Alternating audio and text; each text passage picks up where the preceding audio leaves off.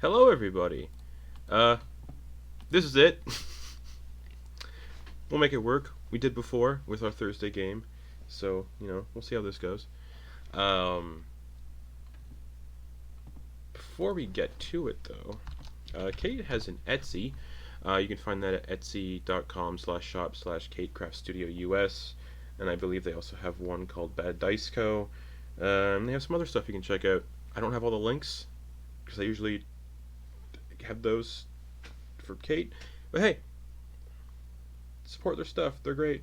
KR Theater is one of them too. Redbubble, I believe. Check all those out. Announcements. I was gonna say something. I can't remember. Looking at adding more shows back to the channel, cause I don't know.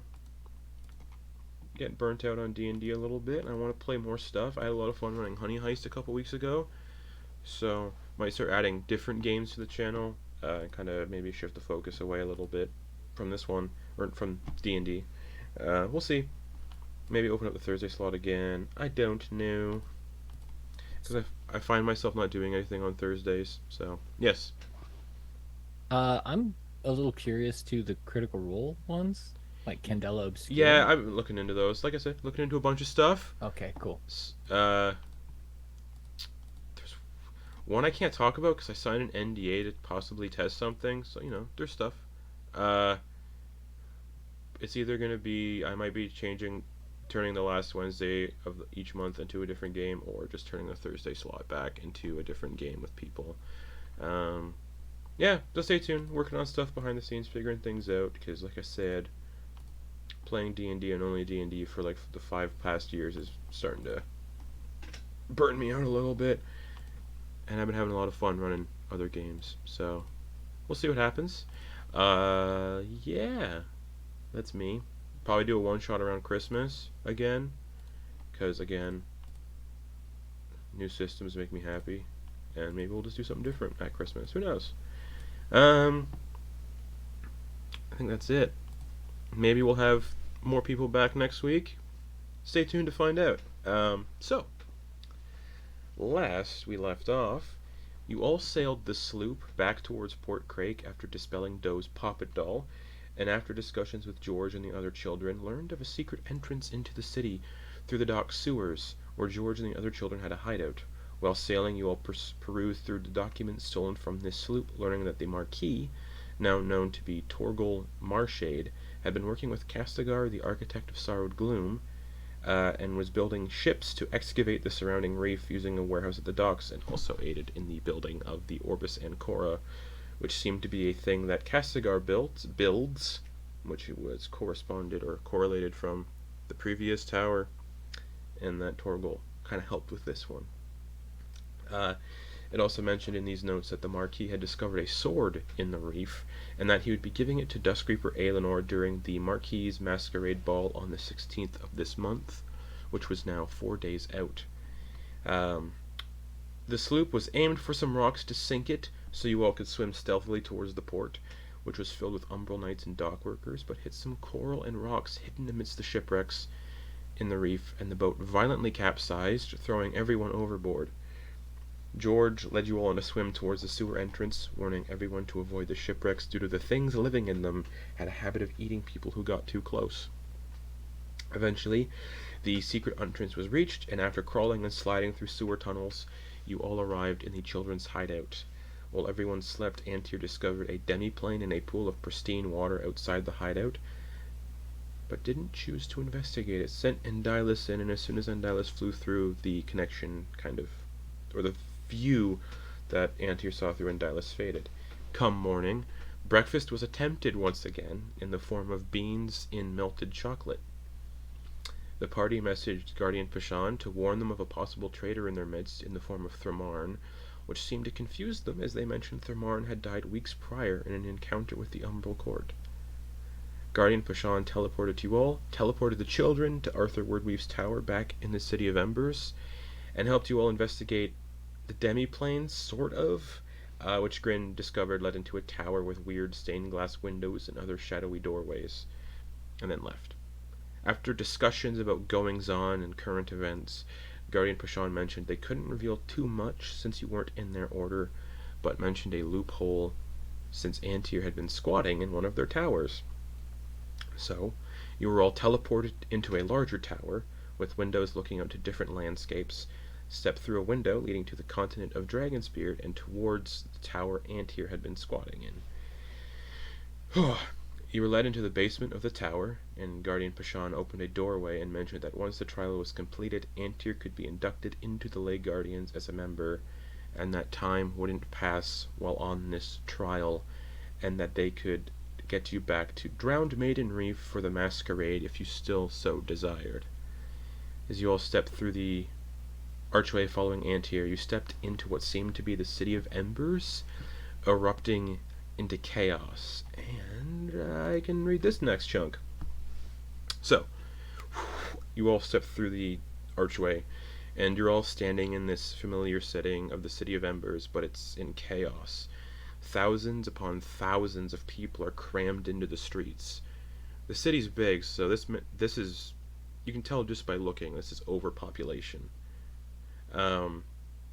And they're in a panic, screaming, shouting, while Lay Guardians and the city's magical guards, the Quartz Armada, are also attempting to quell the panic and chaos. And amidst these residents are also clearly refugees from other places, you can tell because they've got belongings on their backs, wagons filled with belongings. Flashes of mint green light illuminate the city, and gazing around the city, it's still protected by the mythal, but beyond the city is oh Jesus, read that wrong. Flashes of mint green light illuminate the city, and gazing around the city, still protected by the mythal, I wrote this wrong. The city is floating in an infinite space of flashes of multicolored light and tendrils of mint green energy that snake through this infinite space to infinite lengths. The tendrils of energy seem to be emanating from a large celestial body in what was once the sky, but is now an endless expanse of flaring colors and light. The celestial body resembles the moon, but much larger and wholly intact, and it's glowing a mint green color, and that's what those tendrils of mint green energy are kind of weaving from, is the moon. Also held within this spectacle, you can see other large cities far away, also floating in this strange expanse, all encased in the same mint green colored domes of magic and tethered together by these flaring ley lines you've been seeing for the past few days. And a voice echoes throughout, permeating the scene.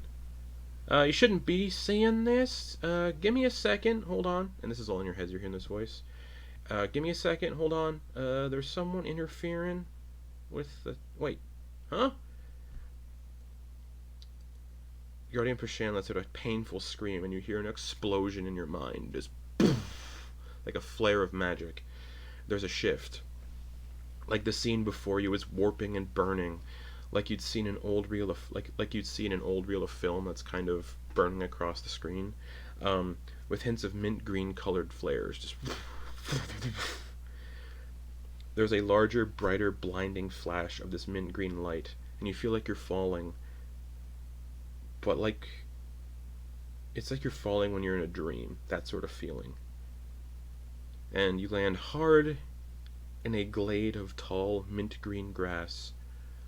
Flowers of various otherworldly colors bloom and weave throughout the grass, and far off on the horizon is a deep, colorful forest of autumnal colors, and rising up to the clouds in the center of this forest is a massive stone tower covered in vines with a conical pink rooftop.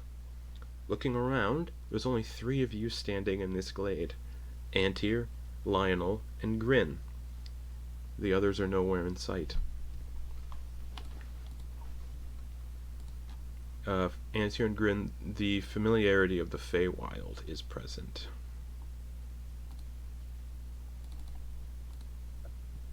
Alright, so, couple questions. Yeah. So, we went from Port Creek, Crake, yeah. We went from Port Creek to Dragon's Beard. To Guardian Pashan's Tower to Dragon's Beard. to Pashan's Tower, to Dragonbeard, to City of Embers, to the Feywild. To a vision of the City of Embers. Okay. The archway you went through, Guardian Pashan said time wouldn't pass while you were there, and they're technically kind of like sending you on either on a vision to the past. And as you went through, they said you shouldn't be seeing this. Give me a second. Hold on. There's someone interfering. Wait. Huh? And then they screamed, and then there's an explosion in their mind, and the scene shifted, and you all got deposited somewhere in the Feywild. Or at least 3 of you. The rest are not here. A lot of scene changes. Yeah. All right, let's go. So you're in a mint green glade of tall mint green grass, various colored flowers. On the horizon is a forest, like an autumnal forest, and then there's a tower with a pink roof in the middle of the forest. Where is everyone? I don't know. Fly up, see if you can see anything. I'm just gonna look You around. And have you a peek. fly up. It's just this glade you're in for probably about a mile. Then it's just like the forest and the tower reaches up into the clouds. There's a tower over there. And yeah, Antyr, you can see the tower. It's tall, slate, vines wrapped around it, and the conical pink rooftop is visible through the clouds, like peeking through the clouds. But you are, you know where you are, Feywild. Where's everybody? Are they dead? Are they dead? Ah, no. No, they're probably not dead. It's maybe we just got separated somehow. Of course, that would be wonderful. No, it wouldn't. Are you here? Yes, of course. All right. For some reason. Oh, boy. Well, Look, where are we? I think we're in the Feywild. It Believe feels like the so. Feywild. yes.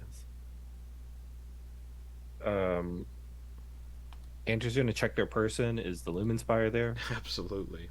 Okay. Everything, all of your belongings are all on you still. Okay, just making sure it didn't disappear. Nope. All right. Jeez. Does this place? We don't recognize this from like anything that we've seen before. Like Not this specific area. Okay. All right. I think the best bet we can do is head over to. I'm going to assume the tower. Seems like the only. Maybe we could get a better vantage point, get an idea of where we are. Yeah, I mean, we were just in a tower and there's a portal, so maybe there's a portal in that tower that'll take us. Maybe it's connected to. Yes, Yeah. maybe. Yeah. Okay. I am no good at navigating through woods. Are you? Yeah, I'll Okay. do it. Okay. I'm not good either. Can Lionel walk? Yeah. Okay. Couldn't remember. You guys, Doesn't, what? yeah, oh, they walk with the. Oh, wait. They walk with their arms, don't they?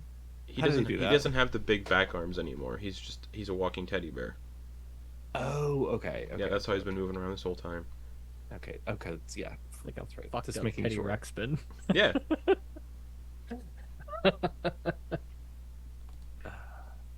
When did I cast Long Strider on myself? I don't know. You guys just woke up from a long rest, so Yeah. I'm gonna take that Okay. off. Oh, okay, great. I Oh, will we did mark a do long long rest. right? Okay. yeah, Cool. yeah. It's like I hadn't the done day has barely begun, or no. It's only been like an hour or so since you woke up. Because the kids were teleported away when Guardian Pashan showed up, took them to Arthur Oh, Wood's so I tower. did. Yeah. Okay. Well, I would have got my spell slots back then. Yeah, absolutely. All right, so you're headed towards the tower then. Yes. Okay. The glade you're walking through is extremely soothing to walk through. It's got like a very calming effect to it. And within mere moments, you're standing at the edge of the tree line, even though it should have taken longer to get there. A trek that should have taken an hour or so, but it was like you blinked and you were standing here as this calming effect recedes and fades.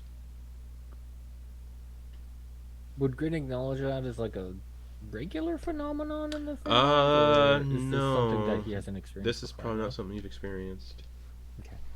Yeah, it does have to do with skin and ears and. I want the two of you to give. We're gonna have everyone make insight checks because that could be fun. Okay. Ooh, that really had a Ooh, journey. 8 for Lionel. 4. 22. Feels very dreamlike. Like how scenes change in a dream with no real sort of transition. They kind of just happen. Antyr. Okay. Sorry, I'm writing that down. That's just the best way you could equate what just happened. It was like a transition you have no memory of completing. Like how you never really recall how a dream starts. It's kind of like this. You kind of have no memory of passing through that glade, but here you are. I think how Antyr would associate that.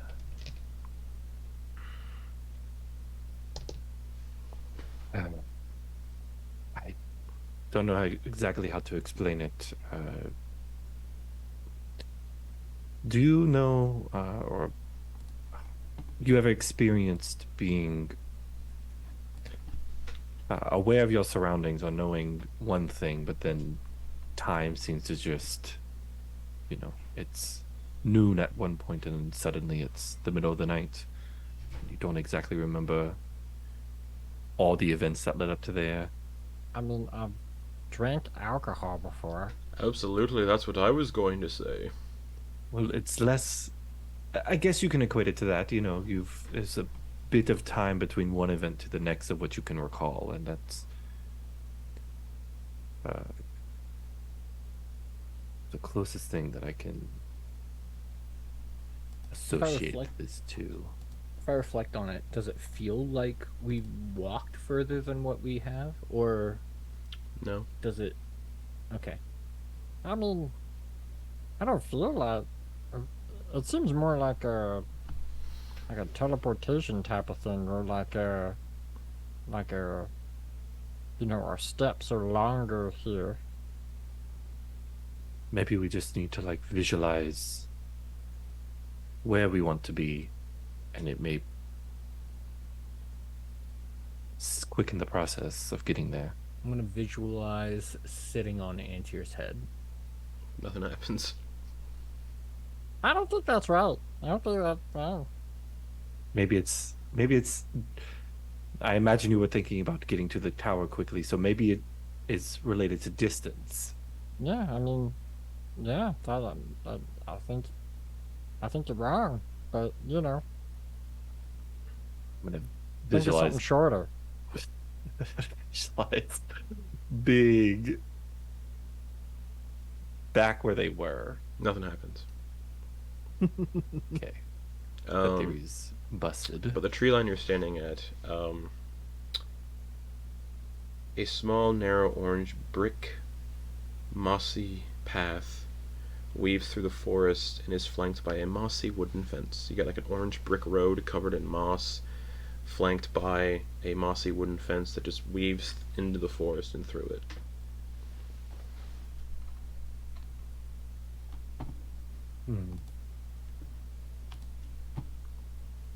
I mean, Laid path.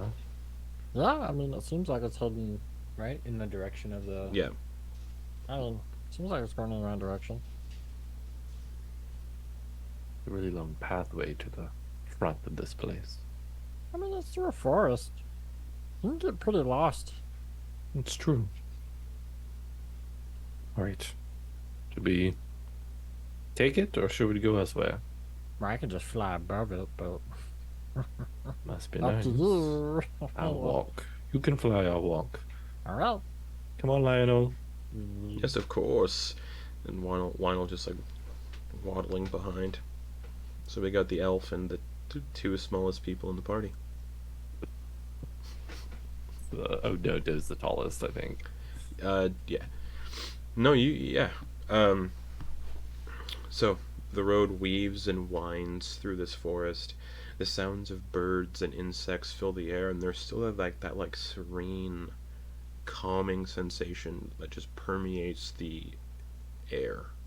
Um, After about 10 minutes or so of walking down this road, it doesn't really seem to have a destination as you're walking. The tower does appear like it's getting closer, but it just feels like you're not getting anywhere.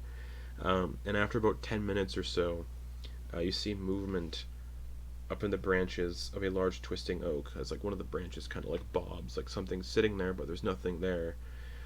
And this oak tree is blooming with shimmering golden apples.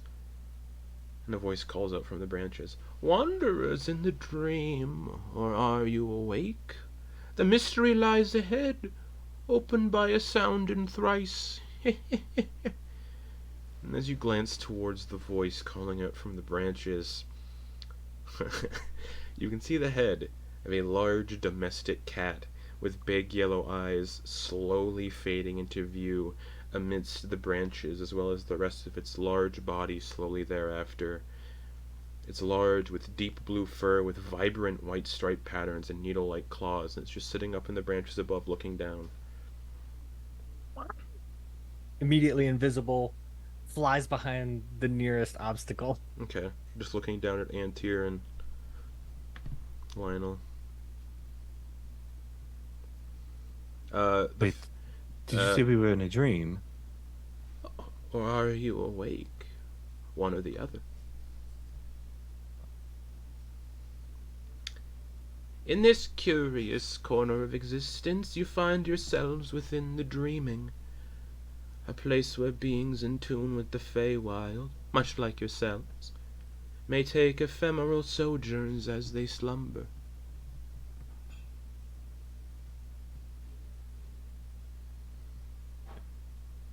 All right. So this could be a place that you visit while you sleep, or a place that you can actually physically visit while being awake? Why not both? That's valid. My name is Grimel. Nice to meet you.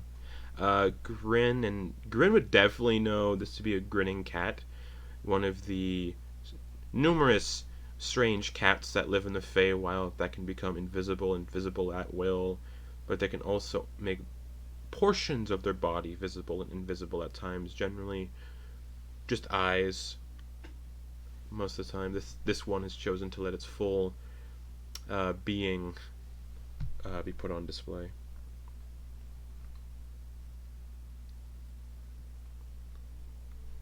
All right, Grimold. This path will lead us to the tower. Who resides there? I might ask. Oh, the Witch Queen. Collector of cats and mischievous things. Interesting. Or does she not? Does she live somewhere else? Maybe she doesn't exist at all. Mm-hmm. Okay. Well, we're gonna head that way. Ah, the enigma, like a mischievous firefly, flutters just ahead. A treasure of secrets waiting to be unraveled, exclusively for the likes of you. Toodle-dee-doo, I bid you adieu, or maybe I won't bid you anything at all. And they just fade. Grin's gonna poke their head out and do Divine Sense. Okay, what does that detect again? As an action, you can detect good and evil. Until the end of your next turn, you can sense anything affected by the hollow spell or know the location of any celestial fiend undead within 60 feet that is not behind total cover. You can use this feature 5 times for long rest. Nope, doesn't ping anything. Actually, it pings evil from Antyr's side, where they would keep the Lumen Spire of Baba Yaga. Well, neutral evil, but alas.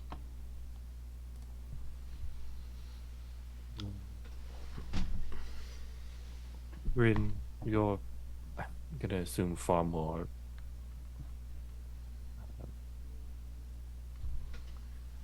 knowledgeable in this place than I am. This is the forest of death. Invisible cats everywhere. Maybe stay close. Yeah, no shit. It's like right up, like Right. between both you and Lionel's like, where in the fuck are we? I also posted a Right. picture for y'all to see of what Grimel sort of looks like. This is very incarnate. I love. If you all also want to run Grinning Cats in your D&D campaign, check out Big B's Prevents Glory of the Giants. That's where I heard of that. Yeah, I couldn't remember. I was Yeah. like, is this a... It's just they're essentially the Cheshire Cat. Okay, so...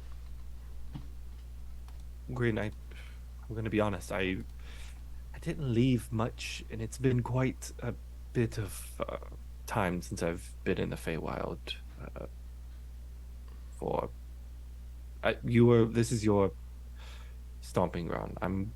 Yeah, you're gonna have to take the lead now, cause I'm not leading the way with a bunch of invisible cats everywhere. All right. You kidding me? Okay, just keep your eyes out on anything that feels familiar or I don't know. Okay, and we're off. Begins making their way. You said there's apples? Yeah, golden apples are hanging from the tree where Grimel was resting. Growing from an oak tree, which that's not how that Odd. works. That's not how that works. Yeah. Mm-mm.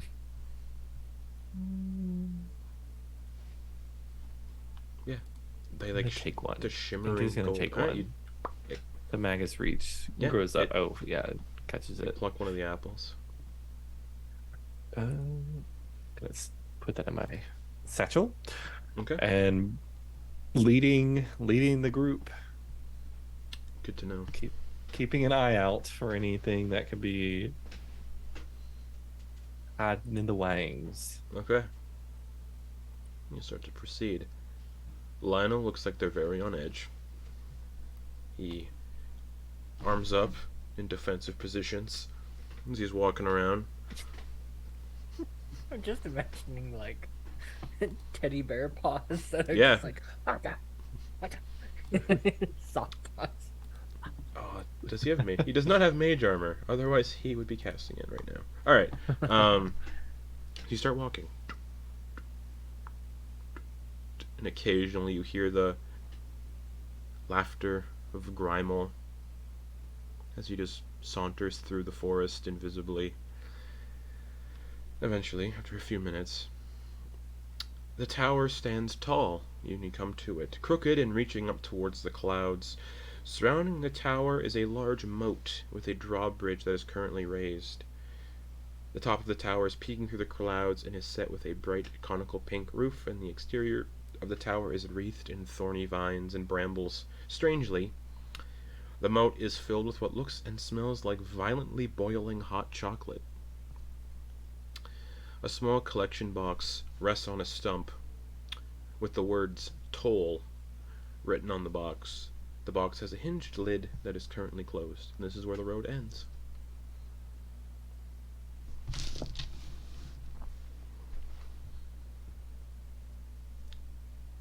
Didn't it say something about something thrice?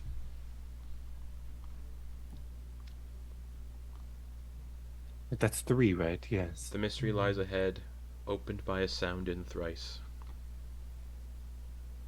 And there's a toll box. There's a little collections box with the words T-O-L-L on it. It's got a closed hinged lid, but not locked. The tower is surrounded by a moat of boiling hot chocolate, and the drawbridge is currently up.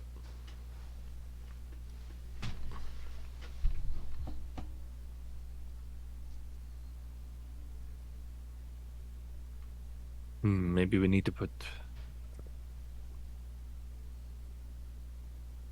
Just have to grab some copper pieces, 3 of them.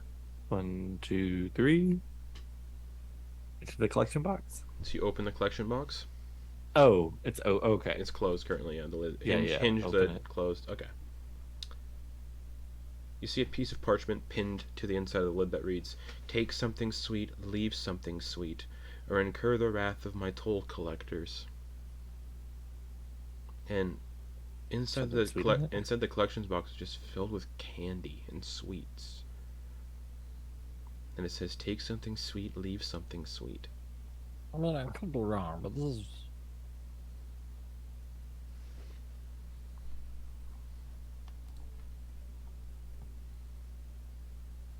What? Antyr, What? I mean, you got yourself an apple. Oh, I do. That's. Do you want the sweet? Do you want the candy? Well, we actually don't know if that apple is sweet. We might have to take a bite first. Right. Put just a half-eaten apple in the fucking box. Yeah, you know. Take a bite. You take a bite of the apple. Like a Alright, give me a Okay. sec. forward tooth and nibble. Okay. Yeah. What is Antyr's favorite flavor? Oh God, I never thought Say about bergamot. this. That's not sweet at all. Bergamot? Oh, yeah, nice choice. Favorite? Oh God, I've honestly Booty never sweat. considered this. Never considered this. Antyr probably would like a probably like a mint ginger. Perfect. This tastes like mint and ginger with like sweet notes to it. Your body begins to tingle a little bit. Roll me a d8. This is marvelous. This is quite good. 4. 4. Mm-hmm. Your skin prickles faintly. And continues to prickle faintly. And doesn't quite stop. It's like cold, you know, like if you drink water and you eat mint at the same time, it's cold water. This is pretty sweet. It has a surprisingly good flavor. So I'll take the candy and put the apple in. Alright. As you take one of the pieces of candy and put the apple in, the drawbridge begins to descend, revealing a long, narrow stretch towards a freshly painted yellow door. When Antyr took that bite and was talking about like what it felt like, did I notice anything happening to them? No, not outwardly. Okay, cool. If this is your skin turns blue. It's just can't No, tell. it's continuing to feel prickly. Your skin just feels like you get like a prickling Is it- sensation still. This Like is you took a hit of salvia. Yeah, like I'm thinking. Okay, yeah, thinking in my mind, is this like It's like you're your wearing leg has gone numb? yeah, and kind of like a numb sensation all over your body, but nothing's numb. I am the biggest baby when it comes to that feeling. I hate it. Okay, with so a there's something. burning Then I guess there passion. is Andrew the same way then. Yeah, I'm gonna Okay, say. so yeah, there's a visible sort of reaction then. Ugh. For 1 hour, you gain resistance to a random damage of my choosing. What would be funny? Bludgeoning. Oh, So for 1 hour, you're resistant to bludgeoning, Antyr. that was odd. Right. But that feeling is still going there. So for 1 hour, you're gonna feel that sensation. Ugh. Let's just proceed. Antyr's gonna Wow. begin walking, and they're gonna look a little funny, like whenever your legs numb and you're trying yeah. to walk. Perfect. Antyr's like looking like, I hope everyone else is okay. I do too. Well, maybe we should try contacting one of them to find out. Wait. No, I don't remember who has the sending stars. You have the sending spell as well. I know. Hopper and I've Von. used- It's Hopper and Vonkar, Fuck. if I recall. But as the sheet never gets updated for who has what, I think. So I think it's Hopper and I Vonkar. update it. I know. try to keep. I try to think keep it's. I as think much. it's Hopper and Vonkar. Okay, it's Torger and someone. And it says Antyr has the other one. So it's, yeah, you and. Okay, Then it says I'm gonna- I'll then put it says that down bes- there. then it says besides yours, Vonkar. on your sending stone, already in there. Oh, So I think it's Vonkar and Torger. yeah. Okay. That's yes, correct, it was because of the split up. the for the boats, ship for the sloop. situation. Yep. Yep. So I Torger and will take Vonkar that have the off. sending stones. That makes sense. Uh, okay.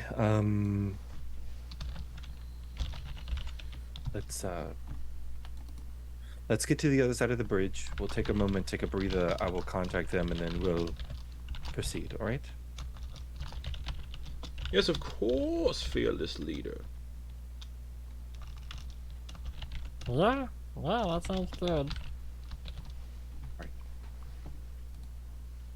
Proceed across the bridge. You proceed across the bridge, and you can hear someone under the bridge go, "Ah, damn it! Fuck!" You just hear like someone scuttling away. Oh, what's wrong? And he sticks his head under the. under the You bridge. see this gangly, creepy, bipedal construct made of candy canes and peppermint sweets that looks terrifying. And it's like, "You pay the toll!" And it just scuttles away into a hole and disappears. Closes the door behind it. Alright, little toll collector. Kind of a troll, like a candy troll. It looks horrific. Like a toll troll. Yeah. Gotta pay the troll toll.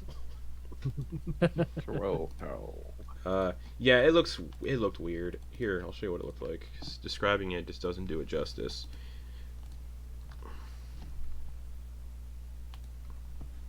Yeah, so it looked like that. Not great. But you eventually reach this freshly painted yellow door, and it has a door knocker on it that resembles the head of a cat.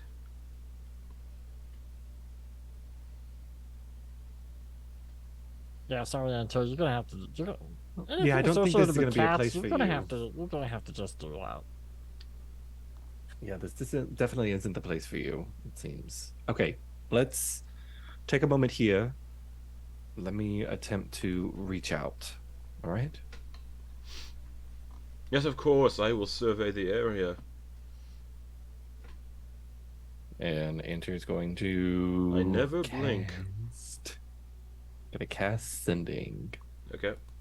Roll me For- percentile dice.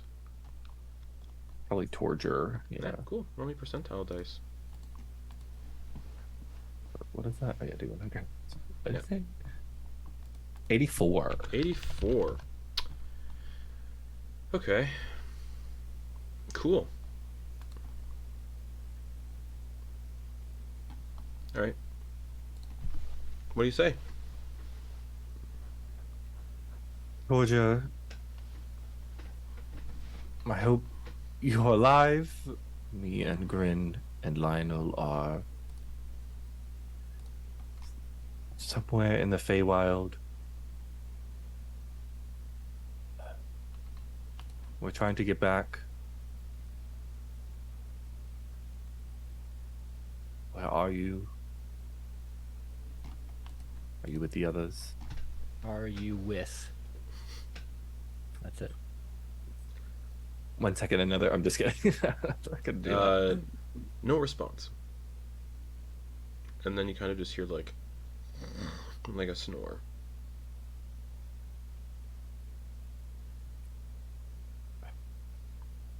Actually, you wouldn't hear a snore. Yeah, no response. All right. Okay. Grin, they're alive. They're somewhere. They don't know. Huh? Torger, I just reached out. They're fine. They don't know where they are though. Alright. What'd they say? That's it. You know how Torger is quick, light with words. Especially with me. Maybe I should have reached out to Harper. Alright. Alright. Yeah, alright. So let's keep going then, I suppose. Okay. I First mean, thing. hopefully this will get us to where we need to go.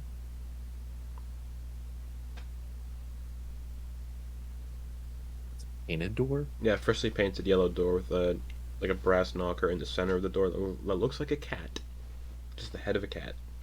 Is it actually like a knocker or is it painted? It's a door knocker, made of brass.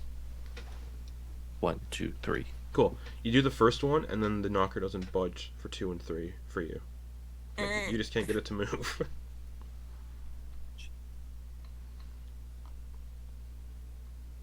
Oh, wait. Oh, Grin, you want to try it? Right, well, Swinging the knocker? okay. It didn't budge after the second one. Alright. Freaking cats. Okay. So it doesn't budge for Antyr's second, but Grin, you effortlessly use the knocker the second time. I'll try and do it a third time. Doesn't budge. Oh. Lionel. Oh, yes, of course. I'm keeping an eye out. What's going on? Rise. That's what's yes. going on. We'll need Yes. your, we'll need Good, your good, please. good band. Can you What? reach it? No, can you reach the knocker? We need you to knock. No. Well, Pick we're me stuck up. here. Grin. Oh yeah, we're both picking. Oh! You got like the scruff of the... Yeah. With a strength of 4, he uses the knocker for the third time. The door opens, and inside you can see a dead end, set with numerous closet doors along the walls, each designated with a name and securely locked from the outside with large glowing padlocks. The names Lionel, Antyr, and Grin slowly appear on these doors, and the padlocks unlock of their own accord, just for 3 doors. Ah, yes. Antyr, you go first. Remind. You are the heart. No, just step into the tower first. You are the heartiest of us all. Okay. Gonna lean over to Grin. If they die, we make a run for it. Oh yeah, absolutely. It's just gonna step forward into the Okay. tower. Yeah, you step into the tower, and like I said, just wall. It's a dead end, just with a lot of doors, like closet doors, and only 3 have names on them, and those 3, the padlocks have disappeared, and those doors say Antyr, Lionel, Grin. Right. And she's gonna open their door. This closet. Oh, go ahead. No, I'll wait for the Okay. description and everything. This closet is filled with brilliant, luxurious tapestries and curtains, with walls painted to resemble the skies of the Astral Sea. Small models of spelljamming ships are set in glass cases and on shelves. In the center of the room is a glowing purple key suspended from string. Hey, this is, I mean, even for the Feywild, this is weird. Like, places in the Feywild shouldn't know your name. They did say it was a place referred to as the Dreaming, so I think maybe this portion is connected to a deeper subconscious of us. Guardian Bashan did say someone was interfering with the ritual they were attempting to do. That is true. What if this was a... What if this is a ploy to divide us up? We've Yes. gotten close with... Alright, everybody in Antyr's door. Oh, yeah, All right. yeah, so it's got tapestries, walls painted to look like the Astral Sea, like even with the shifting skies of the Astral Sea, like the wallpaper and paint shifts. Nice. Small models of spelljamming ships. Yeah, and then in the center of the room, a glowing purple key suspended from the ceiling from string. Is the key low enough to grab? Yeah. Okay. Be on guard. Antyr's gonna approach the key. Right, the key just hangs there. Mage, the Magus Reach is going to extend out and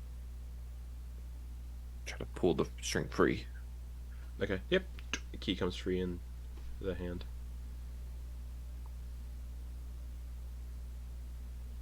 Any other doors? Just ours, Grin and mine. We can do mine last, of course. Yeah, of course. All right, Grin. Seems pretty easy so far. Alright, let's go. Okay.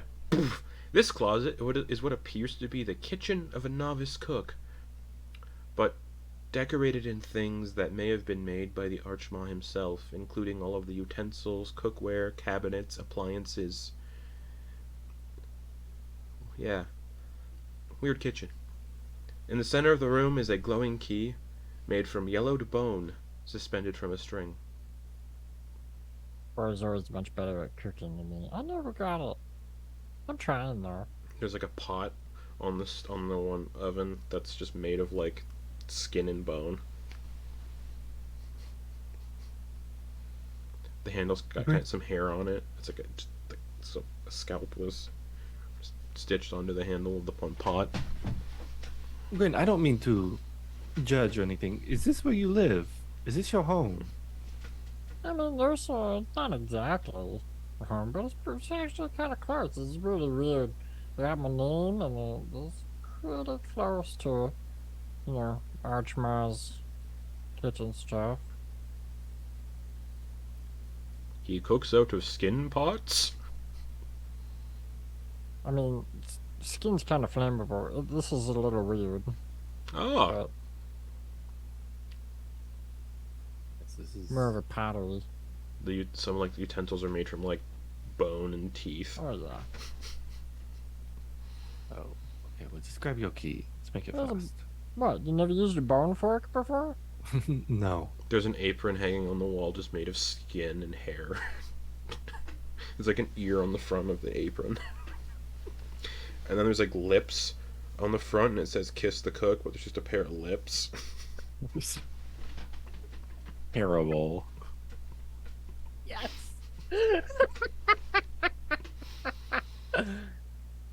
And this explains so much. What? What do you mean? I was at a loss of what the situation with you and, Papa? the person. Archmaw? No. The other person that was bound with the Oh, skin. yeah. Yeah. Yes, the worst person in the world, or whatever it was that you said. They were bandaged by Papa. Restrained, so to speak. What And is your someone papa cut the again? restraints on it. Huh? Who exactly is your papa again? The Archmaw. Great job. Papa. The There's Archmaw a Great portrait God. of the Archmaw like on the kitchen wall. Oh. Oh, quite a curious looking individual. Yeah. Did he make you? Yep. That's why I call him Papa. Interesting. Okay. Just maybe thought you were adopted or something. No, I was. Plucked from one of those weird sprite mothers or whatever it was. Yeah, I didn't. That wasn't me. I did not have the same. I don't know. Are you sure? Yeah, I didn't have that type of spawning. I never suckled upon that goop. Not yet. All right. I guess it makes sense. The first thing that I suckled was a beer at that tavern.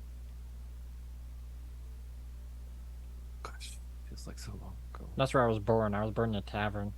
You were Ah, born in a tavern. that happens Yeah. quite a lot in society. You wouldn't, you'd be surprised. Yeah. Mm. What? Wait, what tavern? I don't know what it was. I just know all my other siblings got smushed Smushed by what? by the patrons. Oh, that's terrible. Yeah. Oh my god, wait. Wait. Yeah. Am I just piecing this together? I think so. Did Noose do like a summon? Yeah. It was during that one session. Yeah. Oh my god! I just clicked. Yeah. Oh my god, it's a because wait. Oh, that is amazing. Oh my god. Anyway. Yeah, and the patrons were like, "What the fuck?" Yeah. Yeah. I completely forgot about that. Holy shit. Oh, my giggle Yep. for the night. Okay. uh, how many? You were the only one left. Yeah. I think there were about 10 of us. But I think I was the coward of the bunch. No, you've done marvelous work on. You know, the only thing I've really seen you ever afraid of is the cats, and that's something that you can work through. Cats are terrifying. Yes. Can be. We have Yeah. cats on Dawnbreak Cove, and they have snakes growing out of their backs. Large jungle cats with snakes growing from their backs. Lionel, you and Sir Arthur Wordweave should definitely collaborate. It's almost like we have the same voice. It would be quite strange if we did. I think that's exactly why you need to collaborate. Yeah, I mean, listen, I'm just trying to make up for the first thing I did wrong. Papa gave us an order right when we were all born, and I was the only one that didn't really follow it, but I was also the only one that lived. Right, so I mean that should take that for what it's worth. Is that every order that you're given that doesn't necessarily guide you in the right path. Correct. Yeah, Orders are meant to be given, not taken. Parents aren't always the best on giving the best guidance to children. Yes, sometimes. of course. My father died of leprosy, so I never got to listen to him. And look at you now, Lionel. Yes, of course. Stitched up teddy bear. Alright, I'm gonna grab this key. Okay. Alright, you grab the bone key. Yeah. Do you grab the apron? Yes. Okay. You have the apron made of skin and hair with lips on it that says "Kiss the Cook." They're human lips, maybe. How big is it? Big enough for you. Oh. Like all Yay. all the kitchen utensils and everything in here are Grin sized. Well, the utensils. I mean, Grin's used to like wielding. Yeah. Human-sized stuff, but when it comes to clothes, yeah, obviously. Yeah, you got a little apron. Now you have your first piece of clothing. A skin and hair apron Grin is a free sprite now. with yeah, with kiss the cook, and yeah, a pair of human lips that are just sewn into the. And you grab your key. Wait, your papa is referred to as the Archmaul, right? Yeah, Has to be powerful, right? Summoned you. yeah. What's he doing in a tavern? I think he was on an adventure. He told me a lot of stories about his adventures. That's how I got my ideas to get with everyone else. Oh. That was with what I everyone- was are you talking supposed to about do, was to us? find a group of people to do good deeds with. And that's why I'm trying to do good deeds. So I'm trying to help anybody who needs it. Because that's what Papa did. Yeah. Did good with those children. Hmm? You did good with the children. I mean, that's what adventurers do. Well. Well, that's what Papa says they're supposed to do. your papa's ideologies regarding adventuring and then the display that we see in this room, Yeah, I am quite perplexed. do good. Lips. Too good. Skin Yeah, I mean, everything. if something's dead, you don't just. What else are you gonna do with it? Might as well make use of what's left behind. That's true. That's where I got my teeth. So if I were to die, you or your papa would make something out of me? Well, I'm not terribly good at it. I'd probably just waste it. It's best to let the wild animals tear you apart. Yes, What? feed the animals. Sustain wildlife. Sustain nature. Can you just like burn my body? No. I mean, we could. We buried. You know. I don't want to be in the ground. I want to be sent to the heavens. Yes, we'll put you in a massive slingshot and fire you into the sky. I know. We'll find a catapult at a fort and launch you into the air and see where your body lands with a grotesque splat. Right, that's enough talking about that. Lionel, your room. I'm No, beyond excited we to can see. proceed forward without looking into mine, I'm quite sure. Oh, no, we cannot. There are 3 keys, 3 How people. do you know? Lucky guess Maybe, with the yeah, word. maybe the door to these keys is in your room. Oh, But yeah. there's no other doors. Do you see any other doors? yeah, there's other doors, just they're all like blank with no like, and all the locks are like glowing. He's like, fine, and he steps out, goes up to his door. I can't reach the knob.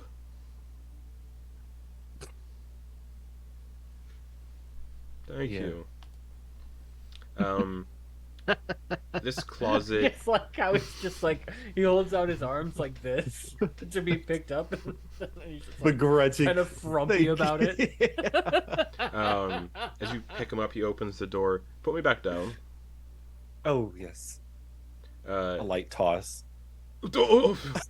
uh, this closet seems to lead into the nursery of a child. The walls covered in wallpaper depicting naval ships and cartoonish sea creatures. Toys lie scattered about, and a window overlooks a cliffside vineyard and ocean beyond. In the center of the room is a glowing key that resembles a children's toy, suspended from a string. I can't reach the key. Damn it. Hold on a second. I have something. I can reach it. My arms are getting tired from picking you up. Hey, how about you tell us about the room a bit? This was my son's nursery. What was their name? Good question. It's been a long time. I forget off the tip of my tongue. Strangely. But you're... I literally forgot. This is brutal. That's okay. That's okay. Ah! Hold on. I have to get the 1100-year-old noodle cooking again.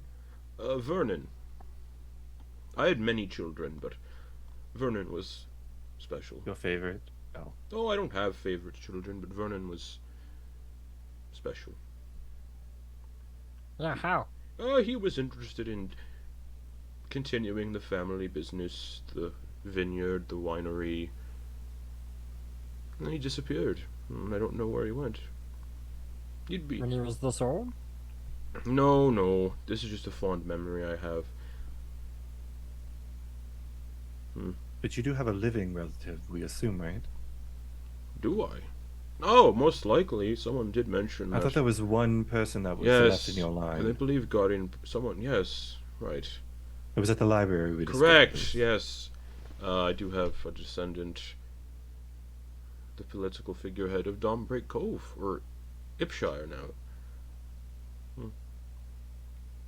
We'll return you to them, maybe. Yes, I'm sure they'll quite believe that I'm one of their ancestors. You know quite a lot about your family line, so... Yes. But there's apparently there's lots of information about my family line out there in the world.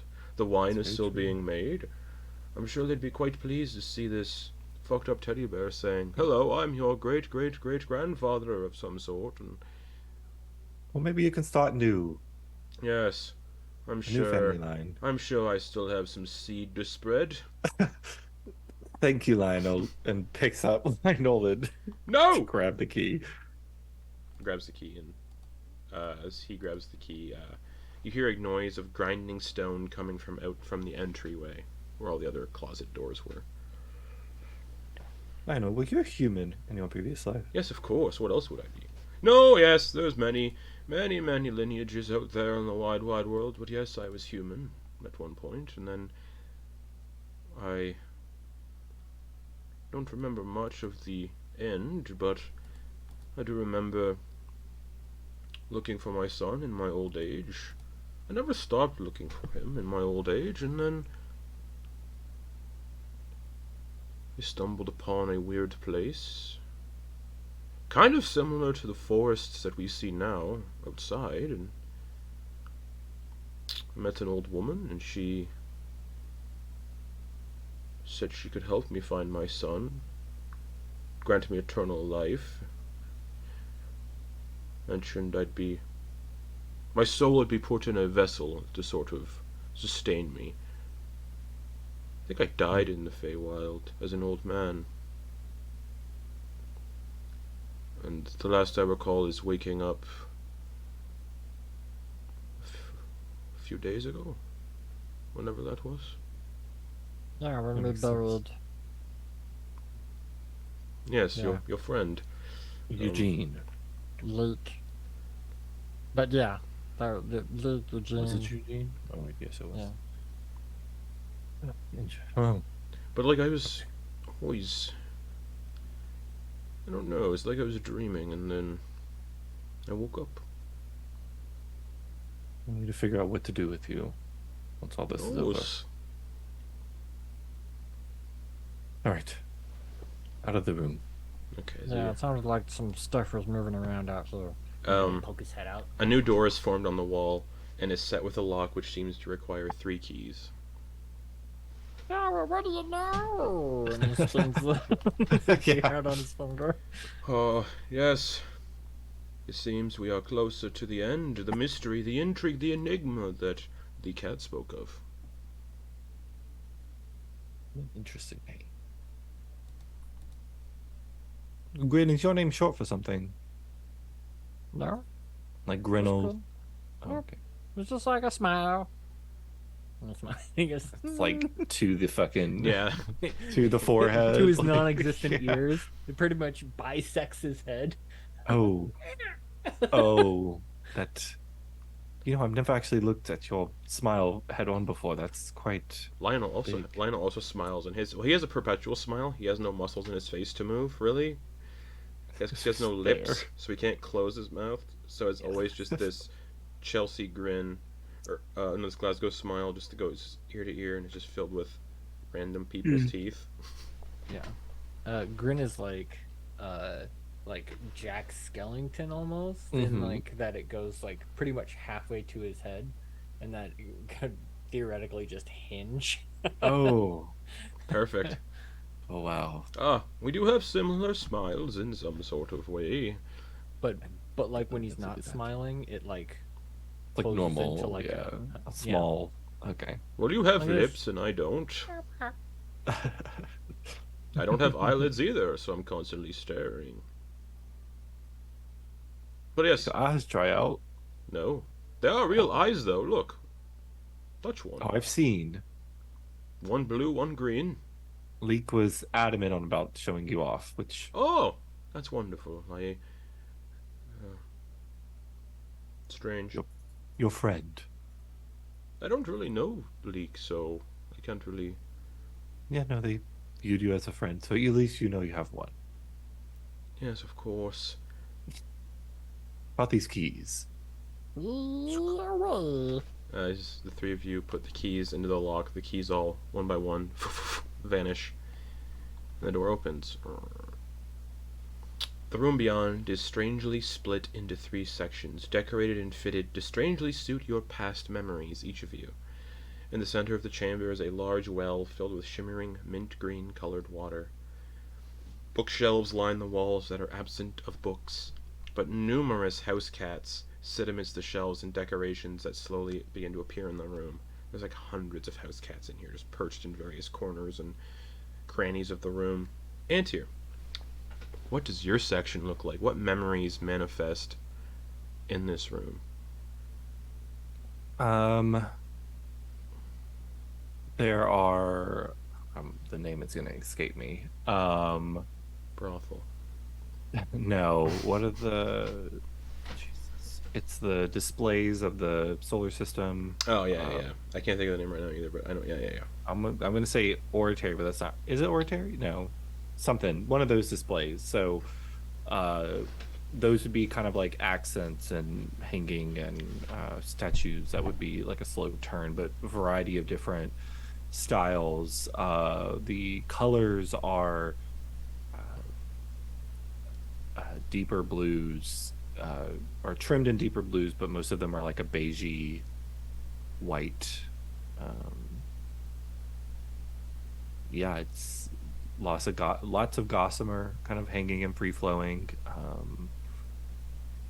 It's kind of what you expect. It's a level of gaudy, but also simple, like minimalistic gaudiness, like very, it's what is considered like elaborate, like the gossamer sheets like hanging is still very simple in design. There's not like, yeah, that's Okay. what I imagine it would be. What does Grin's section of this room look like? You said there were cats everywhere, right? Yeah. Grin's like bolts underneath the. Antyr wears a robe, right? It's like a shoulder coat over the shoulder coat.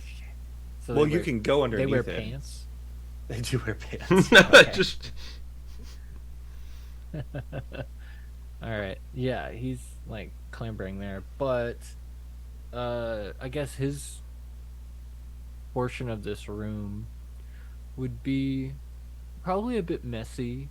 There's like a few drawings of like renditions of Papa's stories. Of course, done in the only way a Feywild creature could. yeah. With his own embellishments, and just view of, because it's almost like a game of telephone. Yeah. Things happen with the Archfey in his stories, and then he tells them and does his own little embellishments, and then Grin's mind races. So you see like some extravagant, like kind of not very well done drawings, and like kind of bad stitching. But on the side you see something he was always good at was like creating nets and weaving, like baskets, things to store stuff in. A lot of like dried leaves, and instruments, woodwinds mostly, like wind instruments. And yeah, you could probably guess that there's a combination. There's like a, how most wind instruments have like a reed in them, and the weaving is done with like grass and reeds, like dried out reeds. So there's like similar disciplines or similar materials used that Grin kind of gets into. Yeah. Okay. As for Lionel, his sections appear to be a noble study, filled with red velvet chairs and sofas with a crackling fireplace that has been made to resemble a large, fierce kraken. The smell of scotch and thick cigar smoke wafts from this area, and a large circular glass window overlooks a beautiful coastal city, built alongside the cliffs, overlooking a cove and small jungle, with the ocean beyond, and a young child is playing outside in the vineyard, just outside the window. And a man sits in front of the fireplace, or behind a desk, sipping from a decanter. He's just straight out of the decanter. No, he's drinking a small glass of scotch, and he's got like shoulder-length brown hair, a well-trimmed goatee, wearing clothes that look like they're extremely expensive but well tailored, and he's just looking out the window and smiling. And that's the chamber. No other sort of additions or anything else, just a weird chamber with a well in the center. Hey, who's that? Oh, that's me. Wait, what? Hello? The figure doesn't react to the...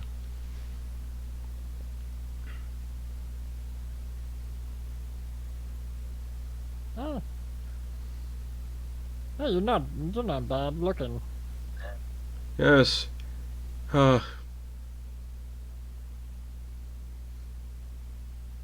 He waddles over to where the gentleman's drinking scotch and goes to grab the decanter, but his hand just kind of phases through it like it's not really there.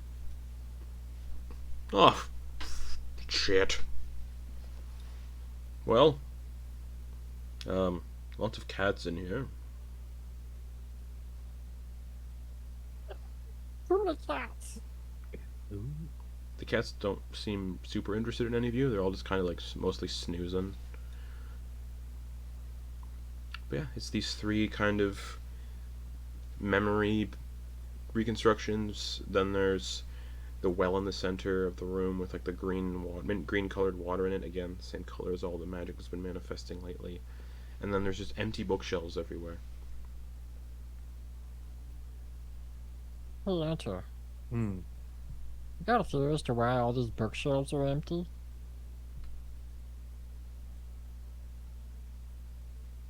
Shelves. Maybe all the books are taken elsewhere. Maybe they've been stolen. This is weird. Maybe they haven't had time to fill them. It is very weird, though. Not a single book in the room, aside Hold from the on. one that they're perusing. Grin's gonna go over to one of the bookshelves. Yeah. Looking at cats as he gets closer. Yeah. And he's gonna like kind of move his hand around and where you would normally find books A book appears. in the air. Yeah, one book appears. Bound in skin. I got one. Looks around the cats when he says Yeah, something. they're all still snoozing. Okay. And he's gonna see if there's a title to this book. Grin. I have a book. What's the title? Oh, goodness.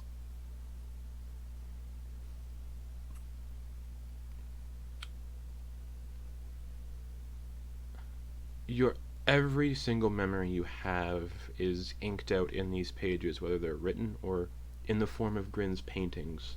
Every memory you've had up to this point is in this book. So the first page is like in the bar. Is the tavern, yeah. The tavern, yeah. Written out or drawn. Actually, I think every memory in here is drawn. That makes sense.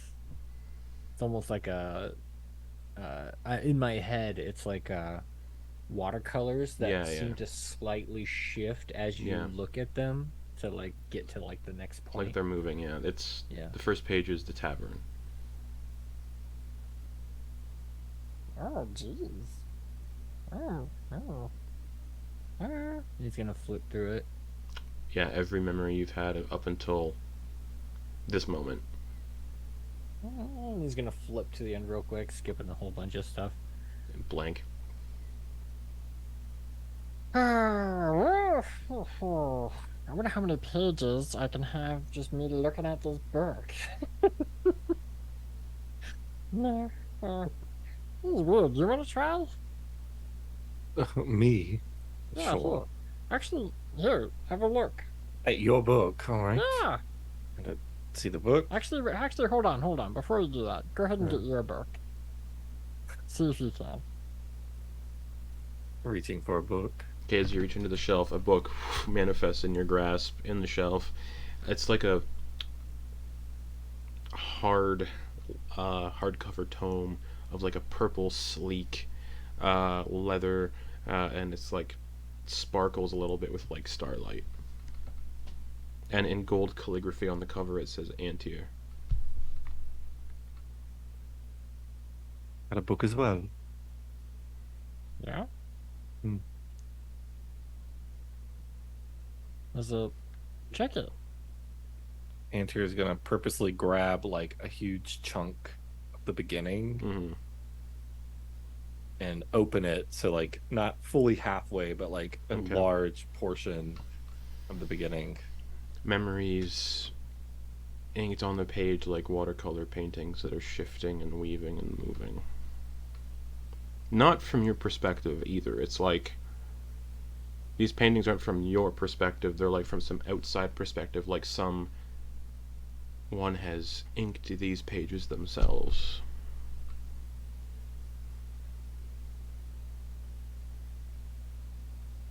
Yeah, it's here. All right, swap time.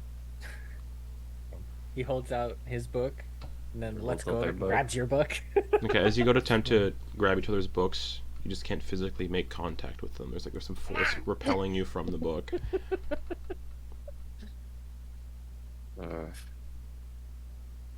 Maybe we're only allowed to see our own memories. Lionel immediately runs for the shelf.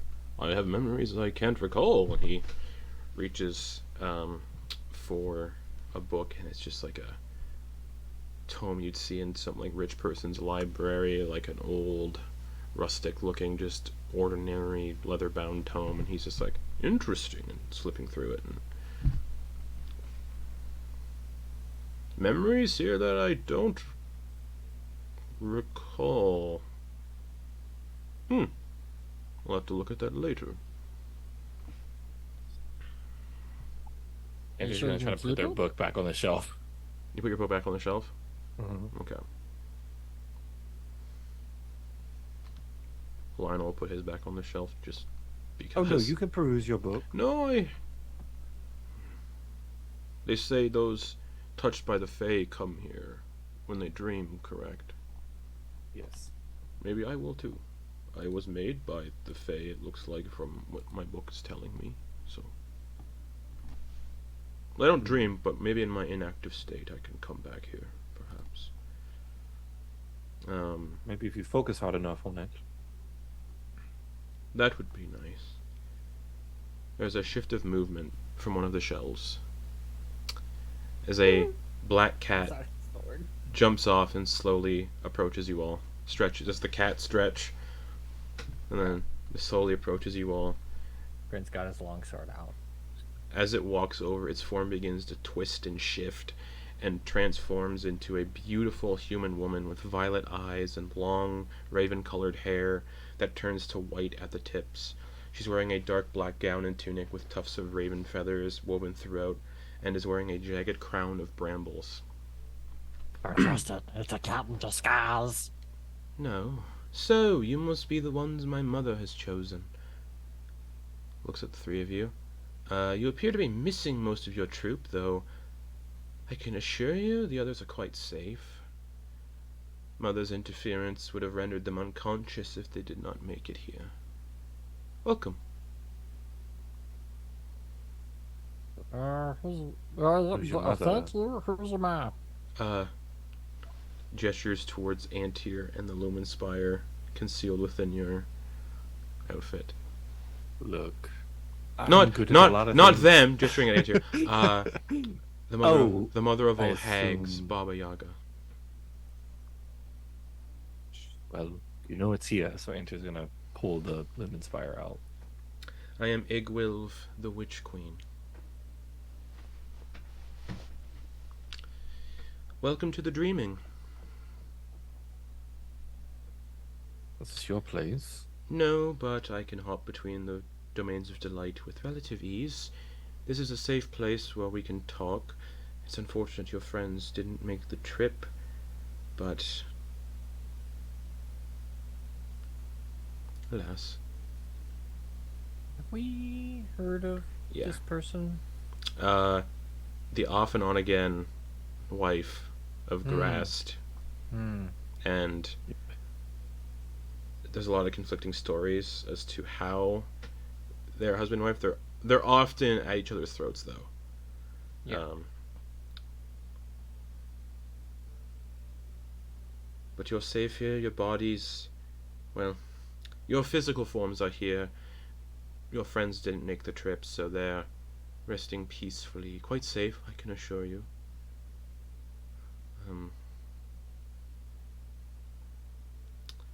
I assume you may have questions, but Oh, mainly, yeah, why are we here? Mother and my sister, still loyal to us, wish to show you the truth. The guardian you follow conceals truths behind creed and rituals. Guardian? Bashan, Oh. we don't trust them entirely. There's something that's not lining up with things. Mother got you here with some interference. We wish to show you the truth that they're concealing from you. Whenever you're ready, drink from the well. I will be here to protect your mortal bodies from harm. But again, you have no reason to trust me. I have no reason. You have no reason to trust me. Divine sense. Okay.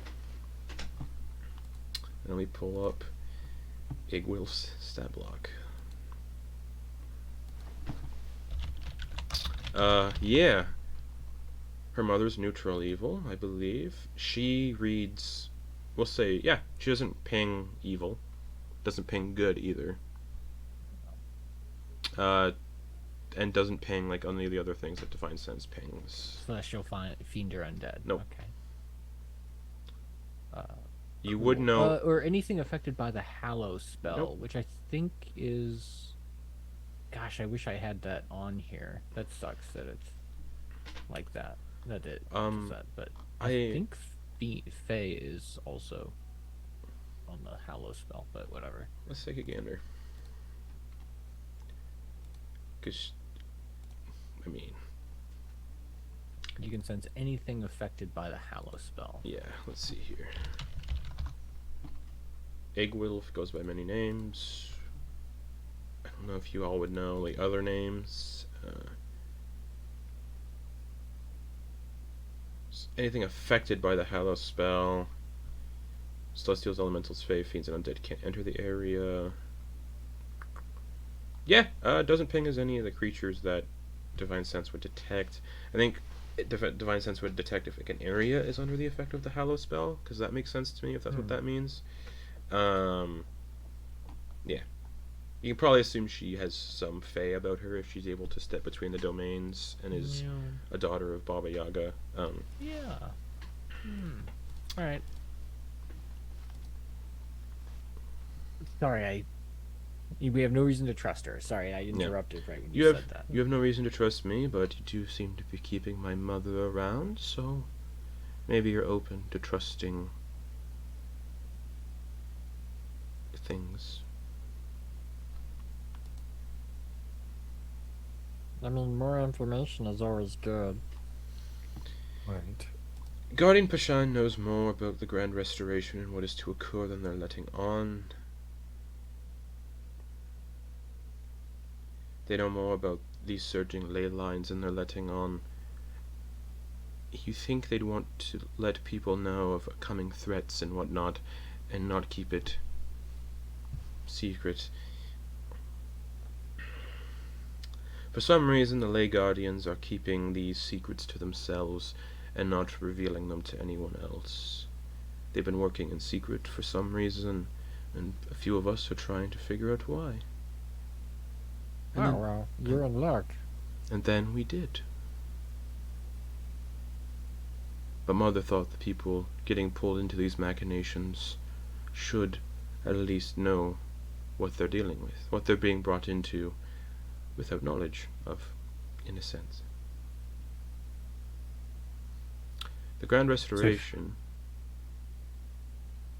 is the destruction of your world to renew it again. I believe Mother showed you a vision before you came here. A colorless expanse exploding and weaving, cities protected by magic. The moon not the same in the sky, A different one?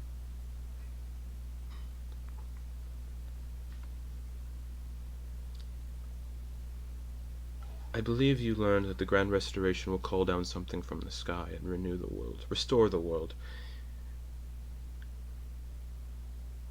Yeah. Antyr, Hmm.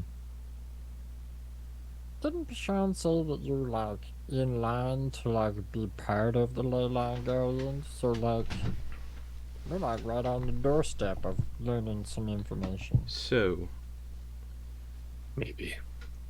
there always has to be a leader of the Ley Guardians. The leader is somehow interwoven and connected to the ley lines like a lifeline. All we know is that if the leader dies, perishes, something happens and we don't know what. But we assume that's why the Umbral Court is so intent on hunting down Guardian Pashon, and I would assume that's why they're so intent on switching it up, getting a different person in the ranks. Again, I'm not sure. There are things going on we don't have the full picture of, but it all comes back to this place. Well, this place as a whole, the Feywild. The machinations started here, so they must end here, if that makes sense. As in like the ley lines? The ley lines will repair themselves when the restoration occurs, but it's easier to show you than to explain. Right. Alright, well. At least the information Mother gathered before Eleanor ran her through. Whenever you're ready, just drink from the well. I will be here when you get back. What's it taste like?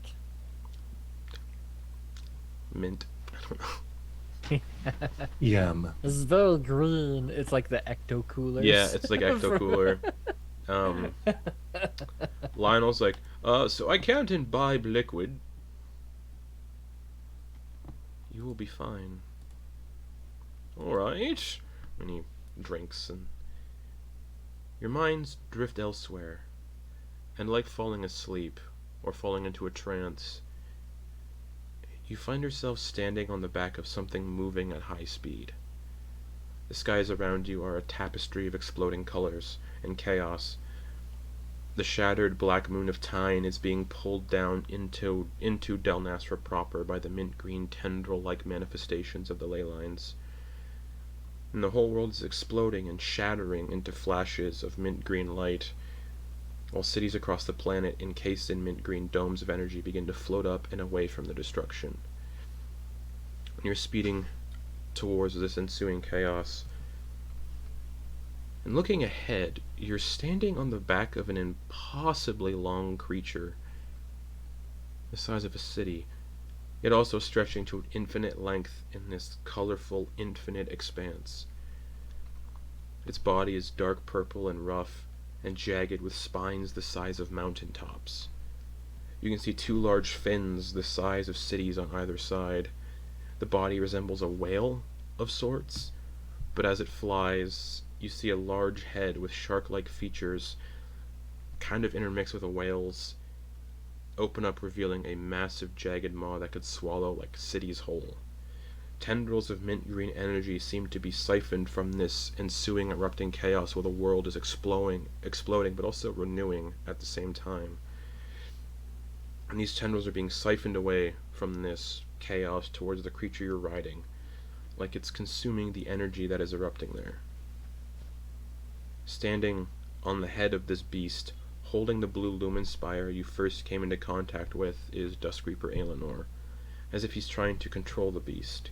He's encased in a dome of energy and protected, and seems as if he's miles away, because the head is miles away. Pores open up on this creature's back, near your feet almost, and you're looking down into like fleshy tunnels, as strange dark purple eggs are pushed to the surface. They kind of look like the eggs from Gremlins that rapidly hatch, and emerging from the eggs are 3 bipedal purple reptilian creatures with heads that are quite similar to the thing you're standing on. The creatures roar and lunge towards you 3. And that's where we're going to go to break. And we're going to come back with combat on a battle map. Combat on a battle map. We are currently like doing some fucked up Inception right now. We're like in a dream, in a dream, in a dream. Yeah. But we'll see you all back here. Well, your physical bodies are in this place, but yeah, you're dreaming. You've just been put into a dream of sorts.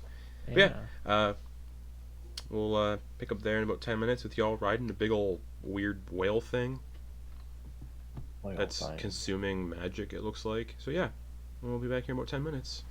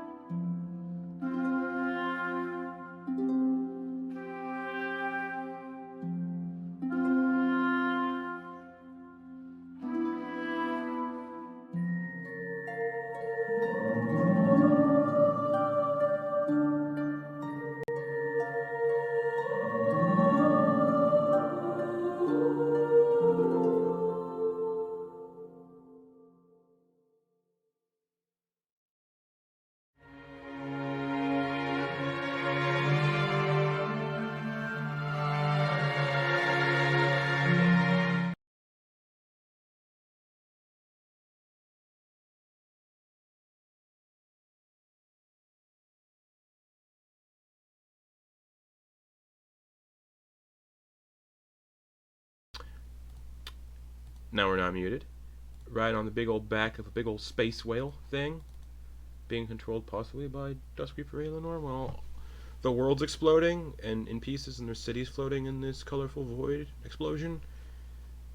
But eggs have hatched on the back of this thing, and out have come bipedal reptilian whale-like things. Is the best way to describe it. Yikes. Big scary. Is that? There we go. So, That's always that fucking music gets me every time. Well, I don't get the music. I can barely hear it, but whatever. Alright. Antyr. Mm-hmm. These things rise up through the skin as eggs. They all hatch, and they start racing for you. You're up first. Luckily enough.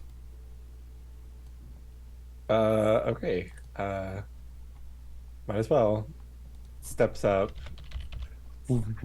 Gives the staff a little twirl, and as a bonus action, well, they spin it so it goes around the wrist, and as they do that, you watch as the blade begins to form, as if pulling from the motion and the force of the motion. And Antyr catches it. Let me double check. It appears like a great axe, right? Great scythe. Great scythe. Shing! And runs forward and attempts to slash at Wizard's getting into melee. the. Oh boy. Your mortal bodies are somewhere else, though, so that's a good sign. For a dirty 20 to hit. That hits as you slash into this thing with the Astral Eviscerator. Not great damage. 9. Okay. What does it do off the top? 9 slashing, and then I get to do an additional 2d6. Yes. The music is so good. Fuck, I I'm rolled really jealous. shit. 4 force damage, so... 4 force damage. Does not take any of the force. Just Uh-oh. They appear immune to force damage. Bonus action, that was my action. It That'll just- be it for Antyr. It just snarls at you, just Ooh! spittle like hitting your face. It's a lot safer without Torger. It's a lot less safer than without Torger and Vonkar. Ah! Lionel's screaming, "Where are our fighters?" Grin. Oh gosh. What do I do? Try to protect these guys or attack? Oh There's a massive thunderstorm going on outside, so I might lose power. no! Let's see what happens. Alright. So, god damn. So none of them are damaged. Nope. Or yeah, the one that Antyr just slashed with their massive great scythe. Okay. Okay. Okay. None of this is great. None of this is great. I thought I knew what I was going to do, but I do not anymore. That's fair. I will. We got a bunch of squishy casters on here. Yeah, we do. I'm gonna do a bit of a protection on them first. Priorities. Okay. Because if they don't get their attacks, then they're, we're not good. Plus, we don't know. We haven't seen anything like these things before. We don't know how hard they hit. So I am going to cast Darkness. As you cast darkness, one of them opens up their mouth, and just like their daddy almost, they siphon in the magical essence of your darkness and cast Counterspell. Okay. And the one that Antyr attacked, as they consume the weave, looks like the wounds heal. When they consume So- the magic, they heal themselves a little bit. So did all of them do it to some degree? No, when I just the cast just it? the one that Antyr's fighting. Okay. So it seems to counterspell your, in essence, counterspell your darkness by consuming the spell itself, and then restore itself from that. Yikes. That was my action. I'm gonna go ahead and bonus action Hexblade's Curse Okay. on C. Okay. Perfect. Yeah. Yeah. Yeah, I don't really have anything else, I don't think. Okay. I will. Is this thing moving? The big Like wheel. if I take flight, Oh, do I yeah. need to keep speed with this? You feel like you won't be able to keep speed with this thing. It's moving at like Okay. a disturbingly unnatural speed. Okay. So my max speed is 10 feet. I mean, you could fly and keep pace with it without like getting jettisoned off. Like, if you want to like It's hover around really the cool. space I mean, and stuff. like I don't see myself needing to move further than Okay. 10 feet anyway. All right. So Just sculling along then. yeah. Okay. Cool. And he's gonna split the difference on these guys right Okay. here. This one is gonna get out of the reach of this sickle and then come running towards Lionel. Lionel just goes, "Oh, get it off me! Get it off me!" And it's gonna, the bite that it's using, its mouth kind of just clamps down on Lionel twice and shakes him around like a dog toy, and he's just screaming the entire time while he's being shaken around. Let's see if the bites hit. He's got a 13 armor class. 9 plus 6, 15 will hit Lionel. For 7 piercing damage. Plus 5 force damage. 8, 9, 10, 11, 12 damage total to Lionel. He's like, "Oh, it hurts!" And it's going to clamp down harder while it's biting on him. For a 19 to hit. Oh, Lionel! 8 piercing plus 2 force, so 10 damage to Lionel. Lionel is hurt. He's not looking great. He's just shaking him around like a dog toy, and strangely, there is a squeak toy inside of him, so he's squeaking while he's getting shaken around. No, that's not true. Alright. The second one that's facing off with Antyr. It's gonna make 2 bite attacks against Antyr because you slashed into it. The first one, 25. Oh yeah. 9 piercing damage Mm-hmm. plus 6 force damage, which is reduced to 3. Are you concentrating on or under the effects of a spell? Cool. Good to know. The second attack is a 17 to hit. I was gonna hit even with bulwark. Okay. 8 piercing Okay. and 1 force for 1 force. Oof. Cool. That'll bring us to Lionel, who's finally like let go out of this thing's mouth. He's like, "Okay, what to do? I think good calls for this." He's gonna punch this thing in the face As you should. and cast Inflict Wounds. Come on, buddy. Come on. Can I do anything? Can Wild Magic Sorcerers do... Like, I don't know if he can use Ben Luck for himself. Oh, he's gonna do Tides of Chaos to get advantage on this. Because he does not want to... Natural 1 and a 2? Come on! Fucking piss. 9 to hit. He punches it. There's like no effect. He's like... Oh. At least they didn't. Well, I mean, I suppose they could have. Is that a magic sword though? He used Tides of Chaos He did. after he cast his first level spell. Someone roll me a D100. I'll do it. Maybe he'll explode in a ball of fire and kill this thing. D100. Coming your way. 35. Interesting. Okay. Garrett, roll a D10.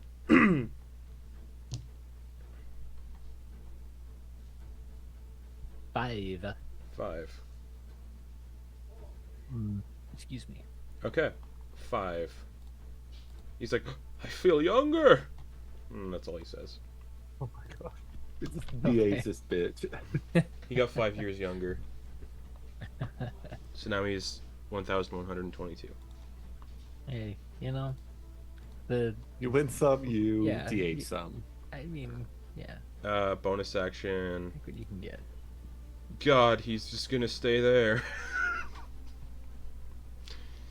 He doesn't got much, because I fucked up the order of things I was gonna do there. I was gonna quicken spell. Okay. Uh-oh. The third one, 2 attacks towards Grin. You each have your own to focus on, kind of deal. Mm-hmm. And it's gonna make 2 attacks on Grin. The first one, natural 20. All right. Yeah, go ahead. 9 piercing damage.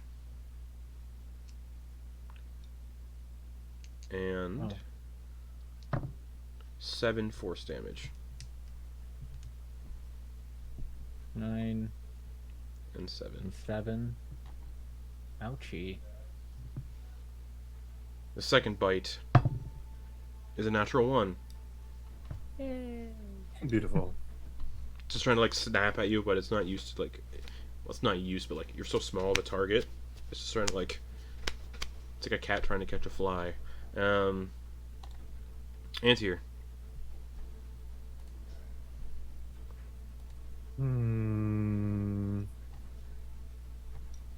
Guys. All right. At least we can't die here, correct? Certainly hope not. If it's worth it. Oh my god. Antyr is just going to have to attempt to swing at it. With the Astral Eviscerator? Mm-hmm. Go for it. Fuck. 14? 14 just hits. Oh, thank god. 13, he does it. They don't take force damage, right? Correct. Okay.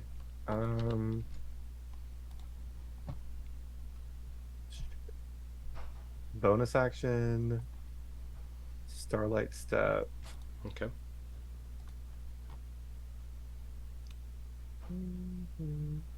Yeah. Yeah. Okay, so Like a cool beans. appears in a display of twinkling stars and appears there. Alrighty. Grin. I need to try and do some damage, I think. Yeah, I'm hoping that using a cantrip doesn't do anything, but we'll try it. Booming Blade Okay, on the one I have, Hexblade's Cursed. sure. All right. Two-handed Shatter Spike. 19, which is actually a critical, because I have the Hexblade's Curse on him. Correct. Yes! Fuck God. this guy! I'm using. We need to get one of these guys out of here. All right. So, sweet. Let's do initial damage. I want to use a Divine Smite, Okay. but we'll start with the initial damage. Yep. Which is slashing damage is 17 Nice. Beautiful. plus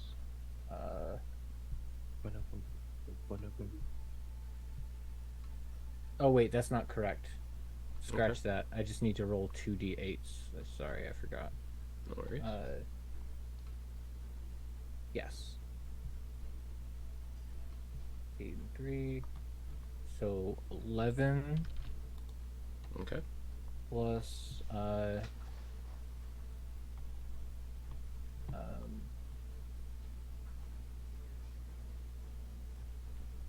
the Divine Smite, which is 2d8 plus, so 3d8, that's 68. 1, 2, 3, 4, 5, 6.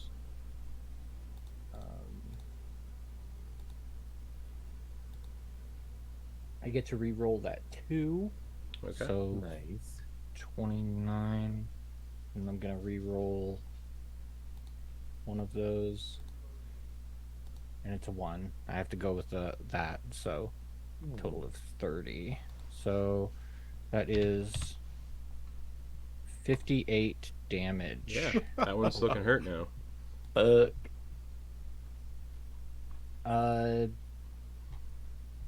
Yeah, I'm gonna mark that off. That was I'm out of second level spell slots now. Amazing though. Mm-hmm. Gosh, that is so cool that Hexblade's Curse. That's twice now that I've rolled a 19 with the Hexblade's Curse on it. Oh, I forgot. Hexblade's Curse also does an additional bit of damage too. Gosh, that's tough to get used to. So +3 to that. So that's a Okay. total of 33 damage. Nice. Yeah, this thing's looking hurt. Just slash into it big time, and it's just like snarling at you. Nice. Good job, Grin. Good job, Grin. Alrighty. Anything else? Bonus actions. Let's see. What can I do as a bonus action? I'm going to try to. Gosh, I don't want to. I can't use spells. I don't think, because then they'll heal. But they don't always do it. I don't know. I'm just gonna hold off. Okay. The one that's attacking Lionel is going to attack him. Worst attack. Lionel is going to wince and focus and use Bend Luck. Well, you can do so after the roll. Yeah, I think we're gonna wait till after the roll just in case I waste this.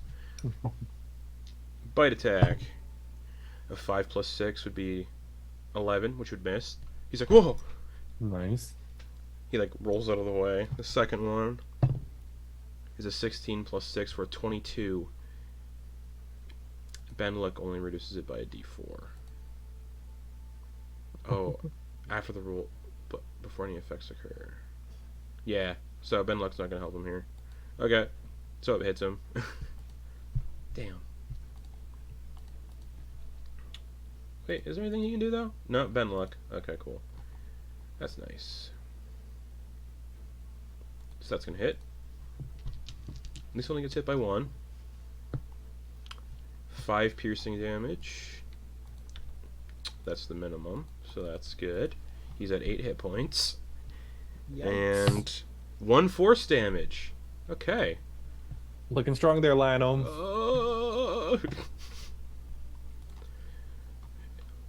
We're not really here, but it still hurts. The one that's focusing on Antyr is gonna go. It's gonna disengage and race towards Antyr. Lionel. Oh, alright. Alright. This has to work. It better. Oh, God. Burning hands. Just. No.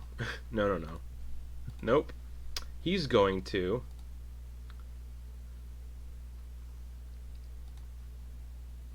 Misty Step. He's gonna subtle spell it though, so they can't slurp it up. What does that do? 1 sorcery point to do that, and he's gonna subtle spell Misty Step, and teleport. How far is it? 60 feet? 30 feet? 30 feet. Okay. He's gonna teleport 30 feet.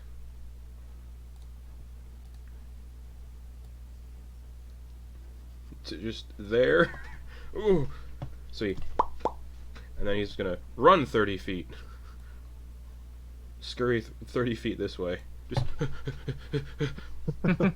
running. No, no, no, no, no. Alright. Bonus action. That was his bonus action. Can he do anything as an action?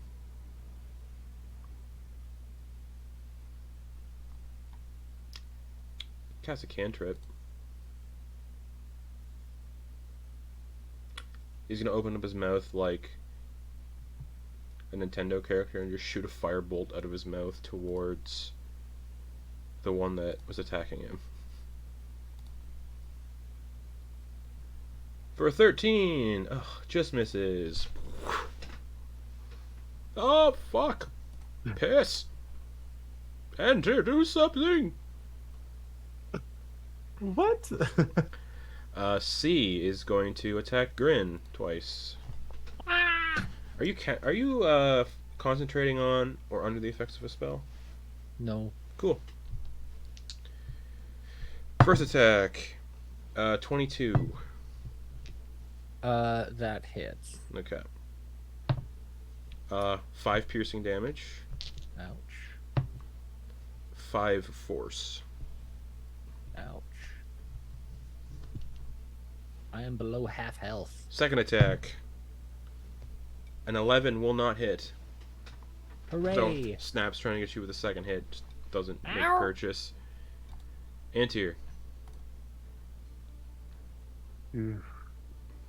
Hate everything about This thing is now, like, this big whale thing is now flying through the exploding planet that's exploding. The cities are safe, encased in these domes, but this thing is, like, consuming the raw magic of the exploding planet and the ley lines that are flaring out from it.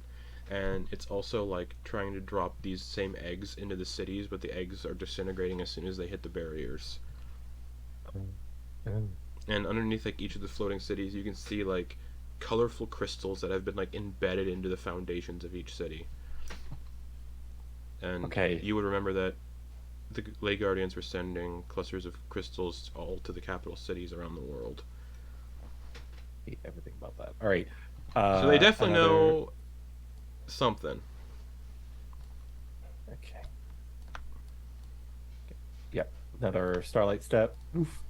Putting them there. I think for that one, the Sure. one that looks the most hurt, its Okay. turn just passed, it's gonna siphon your Starlight Step Ah! Oh no. and counterspell it. So you gotta be back where you were. And Oh, that one no. heals by not a lot, it still looks hurt, but it counterspells and consumes your Starlight Step. Who on you? I don't have Subtle spell. anything. Well, Starlight Step's not a spell. Oh, correct. Yeah, You're right. It's my racial. For a so I second, wasn't sure. I thought you- but I it was- I says thought it- magical. I It does thought say it was. magical in it. I thought it was your reflavored Misty Step. Never mind. Oh no. So does it still work? Yep. Okay. You can't counterspell magical abilities. Okay. Yeah, I was like, it says magic, so I'm cool with it. Antyr's gonna attempt to take another swing at this These one. ones try to don't fucking- appear as powerful as the big one that seems to be siphoning every magical essence in the area. So yeah, you Starlight Step And it's gonna take a swing to try to kill this one. and see. Okay. A 19. That- It's not a crit. So for a 28 then to hit. 28 to hit. Yeah. Okay. So that is A 19 turned into a 28 for a wizard. What's going on here? ass damage. That is 1. So 7 total. Okay. And yeah, immune to force. So Slashing, yeah. I want to fucking kill this stupid thing. Gonna sidestep Good, there. I don't get to heal. Gonna go there. Nope, gonna go. Stay there. Yep. okay. Let me look at Oh, something here. wait, I do get to heal. It doesn't matter if I get the killing blow or not. Yeah. When it dies, I get. Yeah, okay, yeah. Cool. All right, Lionel just needs to step 5 feet back, and he can safely cast spells if nothing gets closer to him. All right, Grin.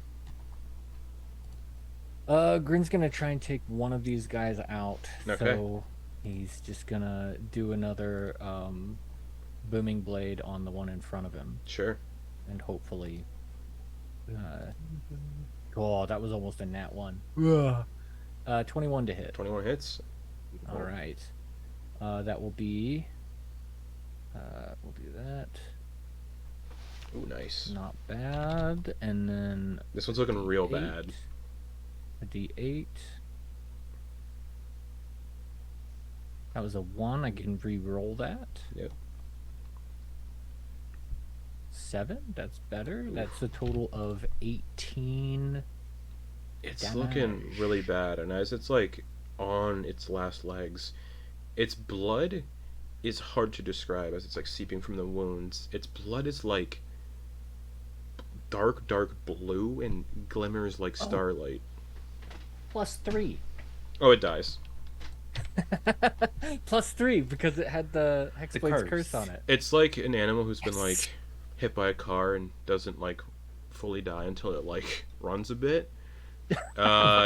This one, In which case, yeah. its Follow the blood, blood. its blood is just like seeping out, and the blood is like dark, like a dark midnight blue and speckled with what looks like starlight, like, and it just drops and then it just dies and then it kind of just slides off the body as this thing's flying around because there's nothing keeping it held down, so the body just tumbles into the void, the colorful explosion, which was once the world and its sky.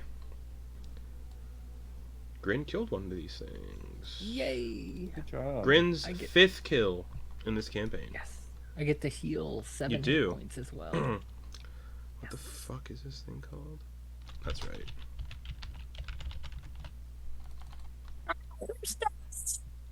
Alrighty, anything else for Grin? Now that I've got room to move, Oh, I can't pick. Check this one. because that Delete it. one that has Hexblade's curse is out. Oh right, I can only move 10 feet.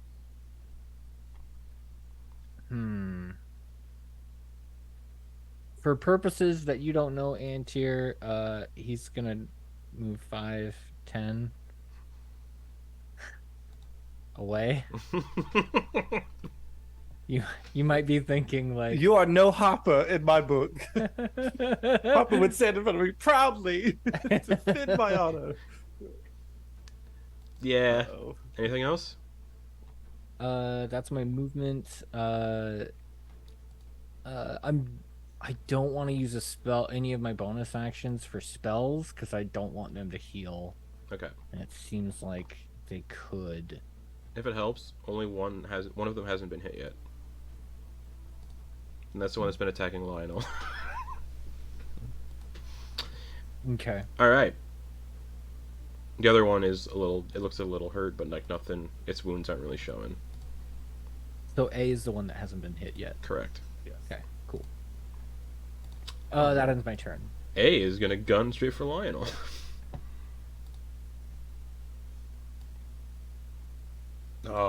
Is it gonna use an action to dash towards him though? Absolutely. He's like, oh, fuck off! But you're not hurt, that's my advantage. So you can't heal yourself, you think?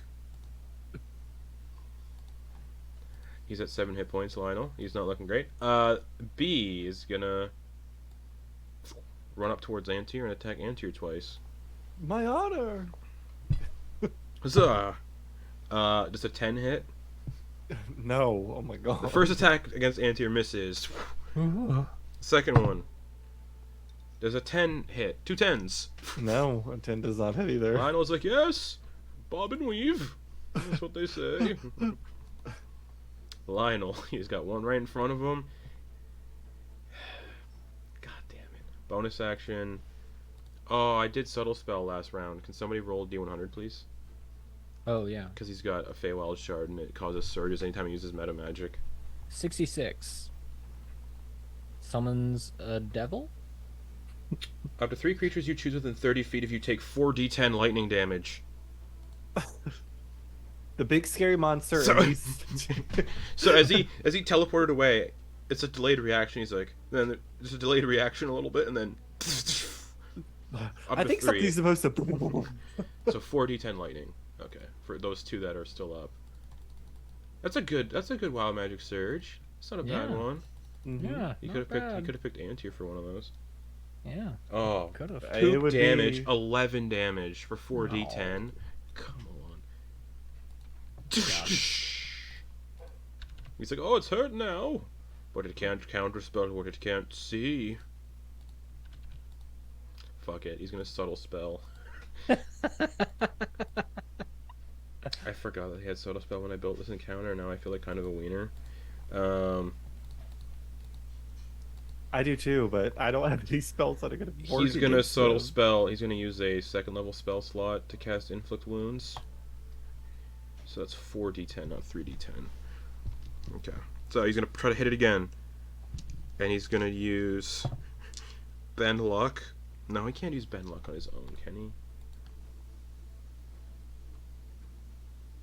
When you make an ability check that fails, or another creature, so he can't use bend luck on himself. Okay. D20. I don't really trust. D&D Beyond's been fucking me tonight. So let's go. Yeah. Fuck these dice. Fuck D&D Beyond. 9 to hit. Oh no. And because it's settled, I can't do anything about it, right? Correct. Yeah. And he's gonna use his action to disengage and run away. So in the background, you just like if people were like watching this as like a show or something, they'd see Antyr and Grin like fighting these things, and Lionel just like running around in the background. Balrog trying to because the arms are too long. He's like, oh. Like flailing in the back. That sucks. All right, Antyr.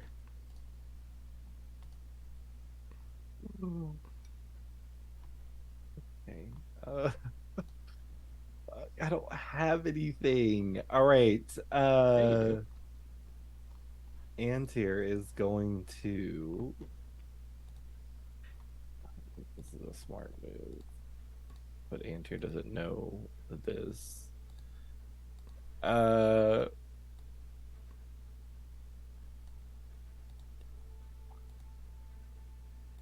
No, I need to just try to hit it. Yeah, Antyr's gonna try to take a swing at this one. Okay. With the Astral Eviscerator. All right, rolling this. That's good. A 22. That hits. Just swinging this massive astral shimmering blade around. I would like to do more damage, please. 11's good. 11 slashing. And then the force just. Anything else? Oh, Wild Magic Surge for Lionel again. Somebody roll a D100. I don't want to do these, so I don't feel responsible. All right, I'll do it. Okay. Ow. 47.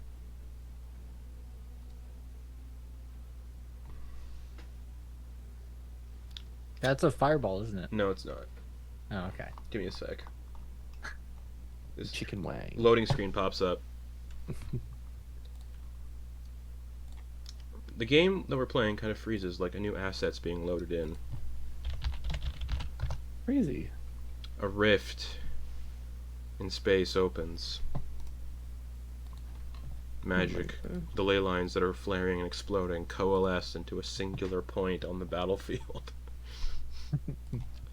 Chaos As. Oh, God. rips and tears through the air. You don't know what's going on.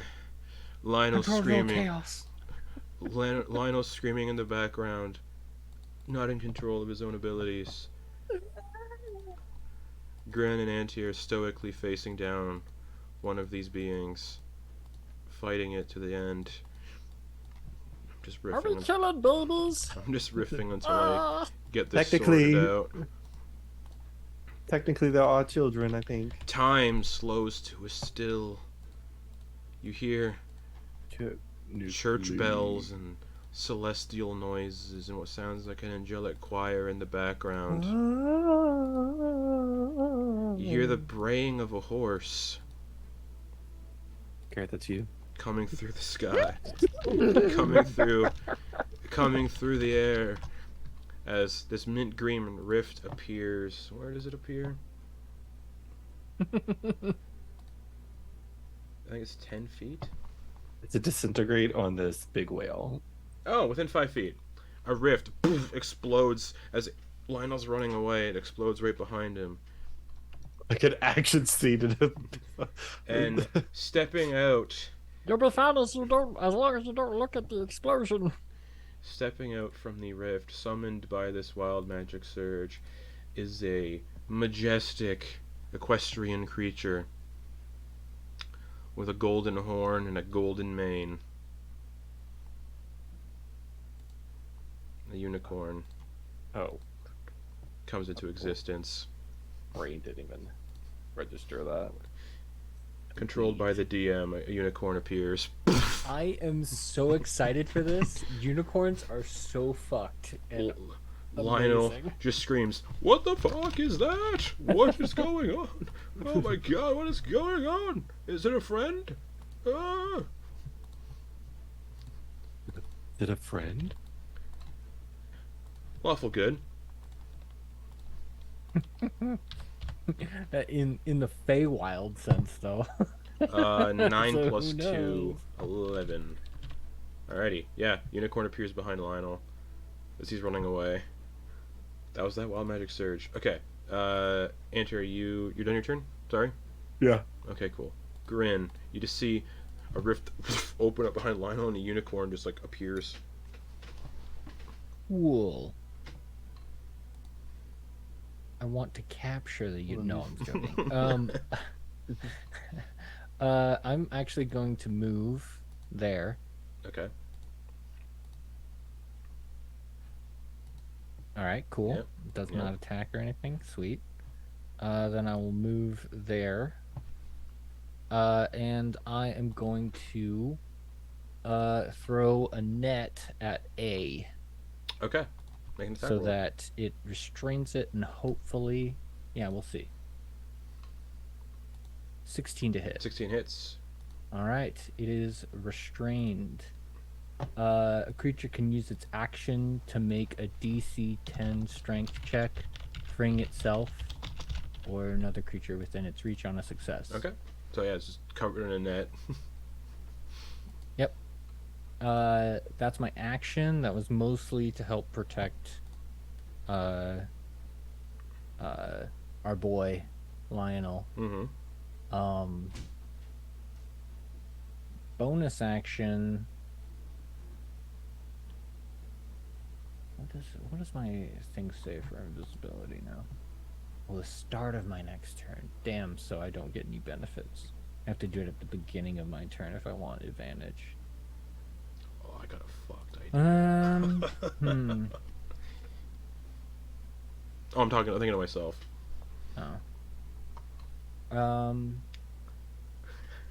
Yes.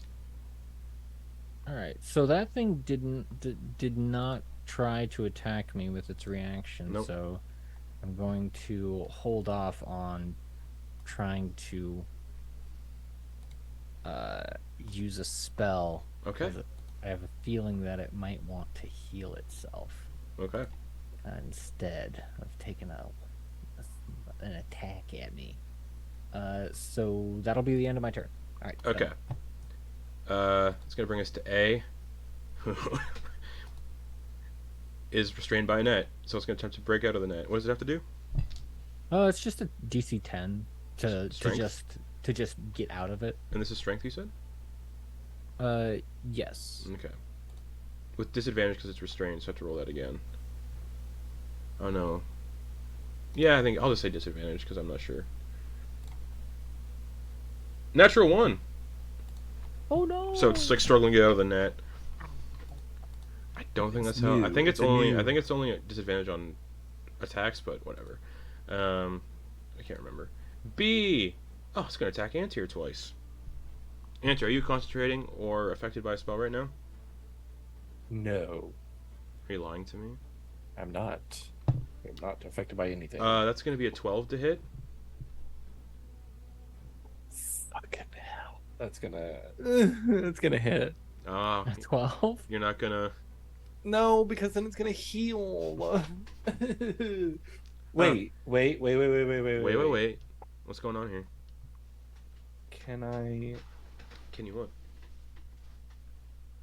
I can. Then do it. I'm gonna subtle spell a shield. Okay. So shuttle spell, bulwark. Boom. Boom. First attack doesn't hit. So your AC is currently 17. Yes. Second attack, 15 plus 6. 21. That's my reaction. Yeah, that hits. Boom! 9 piercing. Ouch. Wait, hold on. Yeah, 5 plus 4, 9. Yep. And I'm 3 affected by a force. spell now. I don't know if that force. changes anything. So 3. Oh, yeah. The force damage is a little more potent if you're concentrating or affected by a spell. So instead of what I just said for force, you take 13 force damage. Half to 6. Half to 6. Because you're resistant. So that was 13, and then you got hit for how much? 6. The other one, 9. 9. Yeah, 9 and 6. I'm going. You see, Grin kind of hear what's happening over there, and he just goes, and he's going to, I believe it's called, Rebuke the Violent. Okay. And that creature needs to make a Wisdom saving throw. Alright, plus 1 to DC that. 15. I rebuke thee. That's a 3. On a failure, the attacker takes radiant damage equal to the damage it just dealt. How much did we say it was? How much was it? Not, 13 Well, plus 9. so that's the question because my resistance kicked So, in. so it'd be what would be the reduced amount? Okay, so 9 plus 6, so 15. 15's still a lot. Yeah, that's a good bit. So it bites you, and then there's a flash of like light, just. Why are you hissing at me? I just got hit. That was the second attack. Yes, yes. Yeah, that was. Yeah. Cool. I only get one of those. The Thank unicorn you. It's beautiful. turns to start chasing Lionel. He's like, "No, fuck off, fuck off, fuck off! What are you doing?" And it's going to, as its action, touch Lionel with its horn, sensing that Lionel is very close to being not here, and heals Lionel for 9 hit points. Lionel's The whale hits a bump, it's like turbulence, and rams it into Lionel. But you heal. At least I'm heal around the yeah, horn. that's what happens. At least I'm full of stuffing. And then so he heals by 9. That's its action. That They can do unicorn that. just turned Lionel into a donut. And then it's gonna swivel him around with Lionel impaled on the horn. And Lionel is now mounted on the unicorn. Yeah, that's its action to do that. It can tell, dude. Unicorns are nuts, and they're CR 5, and they got just abilities here. Okay, cool. Lionel's on the horn. The unicorn's gonna use its movement now, to rush towards the one restrained in the net, with Lionel skewered on the horn. Even though that wouldn't happen in the rules, but fuck it, that's fun. So he's like, oh, flopping around on the horn. It's gotta work. Maybe he'll get another. Maybe he'll summon another unicorn. Oh, I gotta mark off the sorcery points. I keep forgetting to do that. Sorcery points are tricky to keep track of. Mm-hmm. Subtle spell. He's got 3 sorcery points left. He's gonna go for an inflict wounds again. God, it's gotta With work. advantage. Oh, right, thank you. Use his last 2nd level spell slot to do this. Come on, fucking hit. I gotta stop using this dice. But 21 to hit. Yes. Yeah. So that's 4d10 necrotic damage. And someone roll me a d100. Okay. 8 plus 2 is 10, plus 10 is 20, 23 necrotic damage. Yes! He punches this thing in the face as he's on the horn, and does 23 necrotic damage to number A, and A looks like shit. No, it doesn't look like shit, but it looks hurt. And what'd you get for the Wild Magic Surge? 70. Come on, another unicorn. That's not another unicorn, but that would have been sick. Summon an even bigger unicorn. Yeah. Okay. All right, Justin. Who's all within 30 feet of Lionel? Yeah, Everyone. yeah. Oh, hold Yeah. on. I got a Everyone. Bright tool here. Oh, wait, everybody no. except that other B. bee. Oh, Okay. Oh, no. So- So B's in it. So everybody, no, B's not. Oh. It's centered from Lionel, so no bees. Oh yeah, no. Everyone's invisible. Oh. Everyone's invisible. Whoa! So the fuck. Where did everybody go?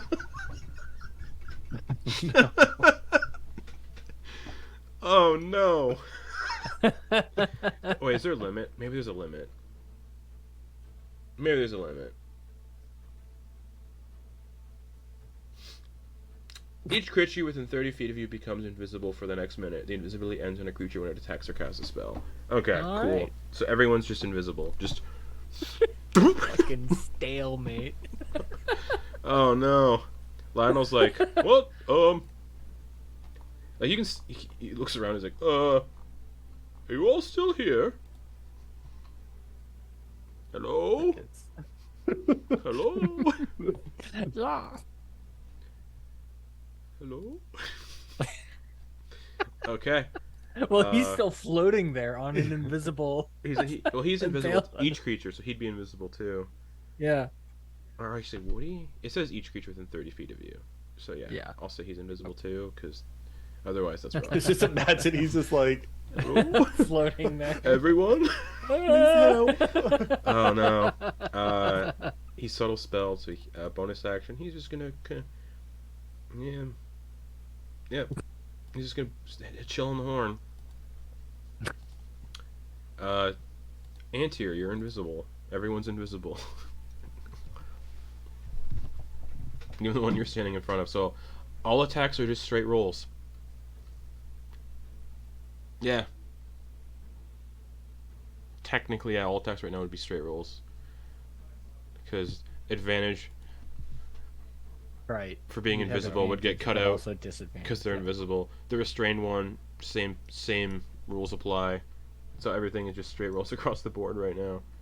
You don't really know where anyone is. jeez. But I mean, you kind of know where everybody is.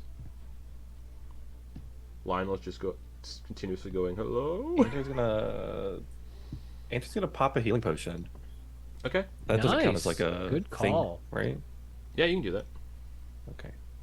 Because it's looking It's like a bad. counter. No, you Good can't. And also, call. no one's spells can get countered right now because they cannot see. Mm-hmm. So good rolls there. 9. Alrighty. Also, make sure to mark your potion off on the quest journal thing because Yes, I think it's making people will go, "Oh, do. we still got potions," but I think they've been Mm. dwindling now a little bit here. No, we haven't used too many potions. No, I but don't like think. I know I had to go through some character sheets a couple weeks ago and remove potions that I know people drank that weren't marked. Oh. So I try to put, even if I have it on there, I put it at 0. But anyway, so you drink a potion, drink a potion. Thank you. you get your bonus action and everything else. Antyr loosely remembers. Antyr's just gonna kind of run straight back until they Okay. hit the Okay. rump. I don't believe of- you can make attacks of opportunity if you can't see the thing either. but I Yeah, could attack also of be opportunities wrong. are based on Correct. visuals. Yeah, So yeah, you run away. yeah. Just trying to get to a point of where, You saw a unicorn appear and then everyone went invisible. following Lionel's voice. Hello? Friends, allies. Oh, Lionel, we're here. Antyr. Oh goodness. Show yourself to me. Reveal yourself. I'm right here. It's gonna just be waving can't around see you. invisibly. All right, that's it for them. All right, Grin. So, in this moment where everybody's invisible and I can't see anything, Yeah. does that include the thing we're flying on? Oh, yeah. Cool. And what about, so that just look, now all we see is a figure of Aelinor Yeah, because he's like Yeah. a mile. way further. He's yeah. a mile away on its head, so he's just Yeah. floating by himself, just floating in the squat he's a position. mile All of a sudden, big. you just Yeah, like, the head of this creature is a mile away. Yeah. So he's like in the squat position, just flying through space. Loser. He's like, he's Dweeb. looking around. He's not really looking around because he's not really part of this Yeah. dream scenario. Yeah, and he yeah. is sort of squat soaring through space. cool. You look like a loser. Cool. So I was thinking about doing a divine sense, but uh, I'd like in this moment, Mm-hmm. I would like to take advantage of this moment and get a vibe check, also known as heart sight, Yeah. on this thing we're riding on. So he's just gonna reach down Mm-hmm. and touch his hand to this creature, Yeah. and magically know its current emotional state. Okay. And it'll also make a charisma saving throw. Hunger. Okay. Destroy. Okay. Freedom. Hmm.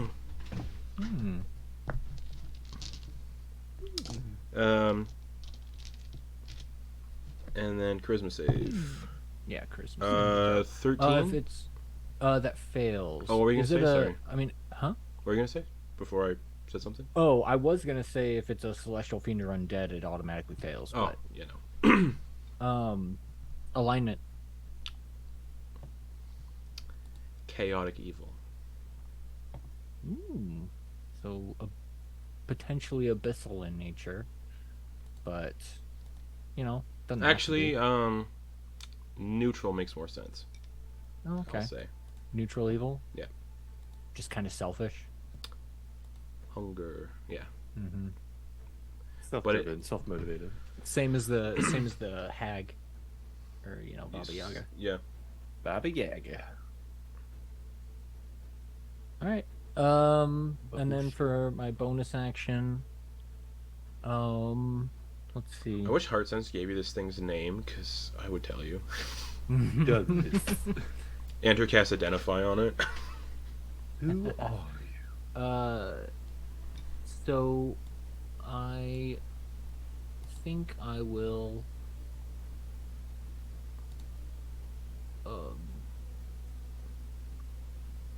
Oh, I used up my channel divinity. Okay, never mind. Since I'm invisible. Yep. No, because once I cast it, I won't be invisible anymore. So I'm just gonna. That ends my turn. Okay, cool. Just gonna try to break out of the net again. And Okay. Oh, I should let you know, Justin. Yeah. Because I think I neglected to say it earlier. Mm-hmm. It can also try to attack the net. Oh, okay. Yeah, we'll see. But only slashing damage will work against it. So if it Oh, doesn't cool. have Doesn't have slashing, that. Yeah, then it should probably. Wait, so is the net invisible? No. No, the net isn't. You can see the net, So so, it's just you a know. weird net moving like around. wiggling around. Yeah. Okay. Oh, and restrained only gives disadvantage rolls, on okay. dexterity check. And it's like dexterity dex saving saves and throws, too. attack rolls. Okay. Yeah. So it's just gonna try to break out flat strength check then. Yeah. Okay, cool. 10. No, that succeeds. Meets it, beats it. The net just rips and falls to the ground. I think it's free. It's only destroyed if it's slashed. Oh, Otherwise, it's okay. just like Oh, okay, lifting cool. it off. Okay, good and to know. everything. Good to know. So the net just kind of cascades off its body, like when Mm-hmm. Godzilla is like stuck in the Brooklyn Bridge in the shitty Yeah. movie I kind of like. All right, so Dude, it's same. it's fun. So it's its action to do. Yeah, these things are basically like baby Godzillas, we'll say, almost, but weirder. But yeah, the net falls off of it, and that's its action to do that, and it's invisibly. You definitely hear its footfalls, because I mean it's running on meat essentially, on flesh. So you hear like wet slaps almost as it runs towards Grin. Just. Oh wait, no, it doesn't know if you moved or not. Sorry. I haven't moved at all since I went invisible. So if it's got a hunkering for the thing that threw a net on it, I can definitely. Yeah, I'll come at say me. it comes this way and bumps into you. Like gets on top of me. B is just gonna Use an action to make a perception check to see if you can smell the location of somebody. No, okay. So, Antyr, give me... What would make a good stealth check for smell?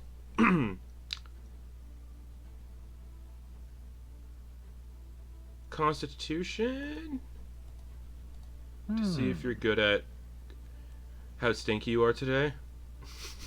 Makes sense. So I'm doing a con check. Against its wisdom. You need to beat a 4. I did with a 9. Yeah, it's like sniff in the air for you as its action, and it's just gonna run off this way, looking for you. Just you hear it like bounding across behind you, like sniff in the air for you and like looking for you. But you succeeded on your stink check. Okay, unicorn. Antyr's downwind. Would that be right? There is no wind here. Upwind. Oh.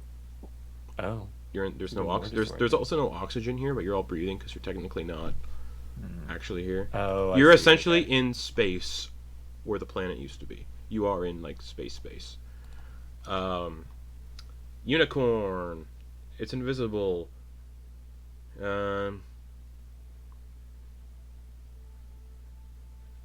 It's just gonna focus its horn through Lionel and heal him again, using its action to do that. So the second of 3 for the day. You're I a well imagine child. Lionel's just like, oh, sweet creature. 5 hit points. And this thing also just exists. It doesn't like disappear or anything. It's just a It's physical. not a summon. Yeah, It's just a unicorn. that's wild. But it cannot get back from this place, unfortunately. But that's fine. All right, Lionel, Lionel, looking a little bit better. The unicorn is then gonna like, what's its passive perception? 13. I mean, it heard the thing running towards Grin, so it's gonna change. Oh, it doesn't even need to move. It's just gonna change its move its horn in that direction.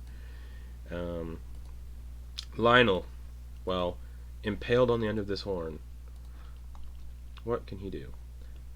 Well, everyone's invisible, so he's going to 2 sorcery points to quicken spell. Oh no! Oh no! Another wild magic. They've been working out. Yeah, they've been good. He's the only one that becomes visible now, though. Just there's a hole in his chest where the horn is. He's like, oh! He appears. He's gonna do. He's gonna do Chaos Bolt at B, and he's gonna use a 3rd level spell slot for it. Chaos Bolt. Roll 2d8 to determine the type. Well, first let's see if it hits. 14 just hits. Ooh. Oh wait, disadvantage because it's invisible. No, but he was invisible too, so it was canceled out. Right, thank you. No. Yeah, Oh, yeah, he yeah, was. casting Yeah, you're spell. right. Yeah, right. So 14 to hit. Thank God. 2d8. Let's see what these are gonna be. If it's the same, I think another Chaos Bolt gets made. 5 and 2. So I get to choose between lightning or cold. Lightning, obviously. Okay, so it's 2d8 plus 1d6. So that's gonna be 7 plus 6. Not bad. What happens if it's at higher levels?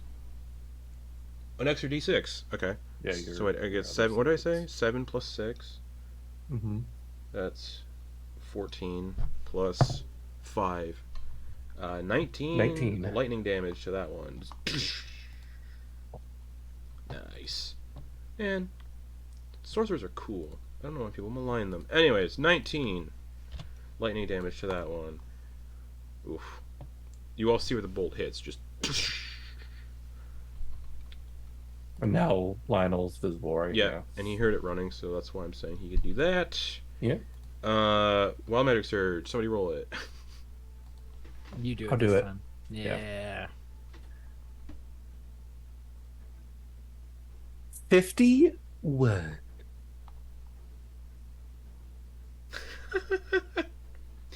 A spectral shield hovers near Lionel, granting him a +2 bonus to AC and immunity to magic missile.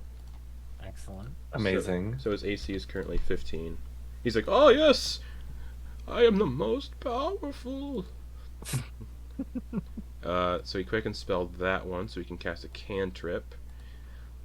And he's gonna huck another firebolt at the one he just hit. This one is disadvantage. That's probably his last sorcery point, right? Yeah. He's think so. got one left. Because he quick and spell. So Dude, firebolt nice. hits for 7 fire damage. Good. Boom. That one's looking real bad. He's like, haha! Fiend! Alright, Antyr. Let's see, I saw where that hit. I heard the Yeah. one next to me Oh, yeah. running. You just don't really know how close it is. No, I don't. Don't like the idea of myself becoming visible first. I do. Antyr's gonna sidestep here. Oh, and the thing you're like riding is also invisible too. So it's like, oh, there's nothing beneath our feet. Okay, shit. Antyr is going to step That's gotta there be and disorienting. Sorry. yeah, I'm gonna hold an action to attack when one of the enemies, when an enemy becomes Visible. visible in Okay. my attack range. Any bonus actions then? No. Okay, cool. Grin. This thing just bowled into me. Yeah, it like ran into you, yeah. Yeah. I am gonna go ahead and make myself visible and try to attack this damn Alright. thing. First attack will be just a straight roll? Flat roll. Well, I only have one attack. No. Yeah, straight roll. So. Oh yeah, you multi-classed. Cool. Straight roll. It will be a booming blade. Of course it will be. So let's see. 18 to hit. Absolutely. All right. So it will take. That's good. 12 plus. Okay. I'll re-roll that one. Gosh, that's a great little feature. Oh man. Oh, it's just Yeah. another one. That is better. It's so that's a total of Yep. 14 damage. Yep. You slash into it and you appear. So Lionel and Grin are now visible. Oh, hello. Oh, hello! I hit something right here. Look at the blood. Good! Wonderful! That's the end of his turn. Okay. The one you just hit Yeah, is going to go for you with advantage. with advantage. Yeah. And as it appears, Antyr, you will also get advantage because it's appearing when you attack it. Oh, nice. Yeah. Grin, advantage to hit you is a 14. Ooh, that misses. So the first attack misses, it appears. Antyr, your attack with advantage. 24. That hits. Now Better. 13 slashing. Oh, nice. And that's to a... Yep. This one's looking hurt. But... Alright. Second attack against Grin, which is now just a straight roll. Yes. It's visible now. Oh, no. 11 to hit. Does not hit. Perfect. The one that's still invisible. Shit. No. Antyr. No. You feel... If you hear bounding behind you, then you feel like hot breath on the back of your neck. Like something tall standing behind you. And 2 bite attacks. The first with advantage. I. Oh, damn. 12 to hit. That hits. 12 is my AC. Meets it, Oh, beats right. it. You're Beats it, not beats it. gonna... Well, I can't see it, technically. True. Right. Yeah. 9 piercing damage. Okay. Are you concentrating on a spell right now? Or focusing on Nope. one? No? Okay. Nope. 6 force reduced to 3. Now that it's visible, second attack, straight roll against Antyr. 14 plus 6, which is 20 to hit. Astral Cord. Okay. So, shift the creature out of time, causing the attack to miss. So it just misses. Okay, cool. Oh. Yeah, there's Nice. almost like a distortion as it seems to shimmer, as if it's just re-emerging from the egg and it's taking a wild swing and All right. goes wide. The unicorn, who moves, you see, as it moves, you see Lionel, like, move through the air as it is going to attack B, and it's going to multi-attack B with 2 hoof attacks and a horn. Nice. Its first one's advantage, right? Yeah, it It's is. Still invisible. Yes. So the hooves, you see Lionel get reared up in the air, like, oh! Natural Don't 20. float away. Natural 20 for the Very hooves. nice. Oh, that's 4d6. 9, 12, 15, 19 pierce or bludgeoning damage as the hooves come down. So you see it appear as the hooves slam down into this thing. What did I say? 19? 19. It just annihilates B with the Good. hooves. So it's dead. Unicorn reappears, so it's gonna shimmy this way with Lionel on the horn. And it's going to attack with hooves again. So the back hoof spins and goes a kick with the back hooves. Because it gets 3 attacks. That's a natural 1. I mean, and then it's going to attempt to skewer it with the horn that Lionel's impaled on. He's like, no, not that close, not that close. 16 plus 7 to hit. Damn. 5 plus 4, 9 piercing damage with the horn. Just this thing just gets stabbed with a horn. Lionel's like, I see you all have met my friend. Unicorn's turn. What's his name? I don't know. The unicorn says in Sylvan, I can speak. Oh, and in Sylvan, Grin says, Oh, hey. What's your name? Sorry if I misgendered you. Steve. Styvve. Steve. Hey, Steve. Uh, Thanks. You're welcome. Lionel's turn. These things are looking hurt now. And everyone's visible again.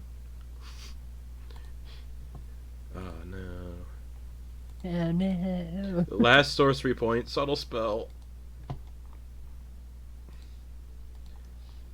He's here. He's in the front. 3rd level, inflict wounds. Fuck him up. Fuck him up. Little ladder. 15 to hit. Oh! Yes. So that's 5d10 necrotic. Yeah, let's go. Damn. 35. Just as the horn's coming down, Lionel fist paws together and just brings it down for a smack on top of the head. 35 kills this thing, Nice. but D100 for Wild Magic Surge. Oh no! I got it. The unicorn killed 1. Lionel killed 1. 27. It'd be great to just end this on a fireball. 27.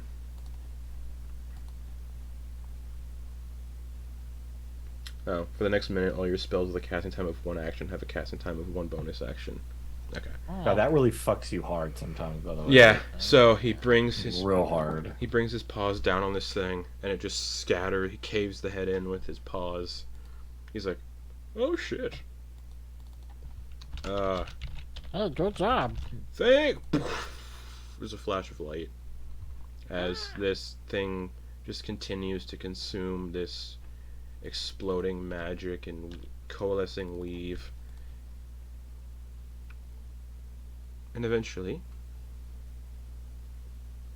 as it begins to consume the magic, it reappears. There's a Can I grab flash. my net? Yeah, well, you'll see what happens. And there's a flash of light. And you're all back in the chamber where you went to sleepy sleep. Any items expended in that battle aren't used, and that fight technically never happened to your physical body. So everyone, 3 of us, get to mark off a long rest.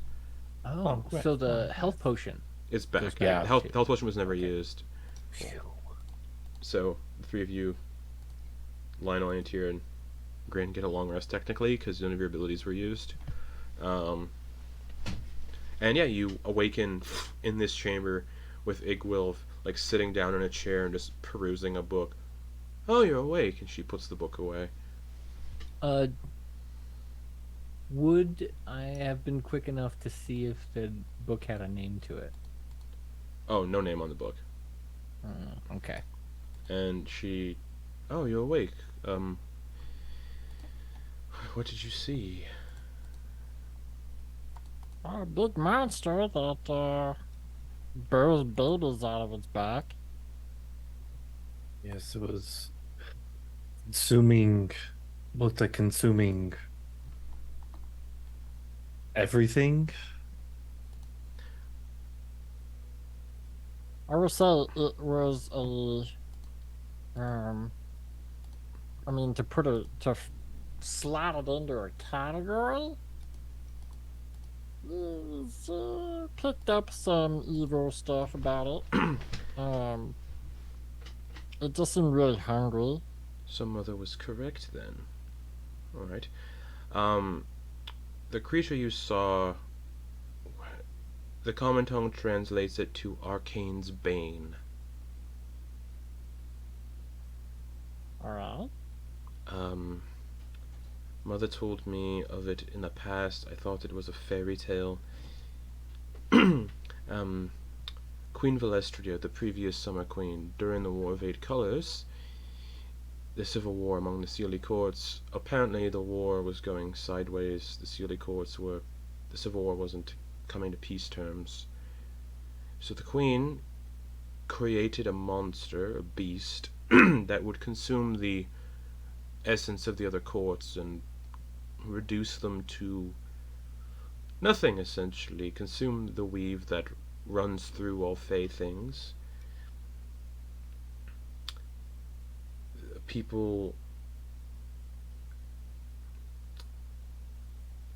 Someone assassinated the Queen, and her control over the beast was broken, and from what I gather, a force of Archfey sealed the beast in another plane of existence within the scattering, away from the Fey influence.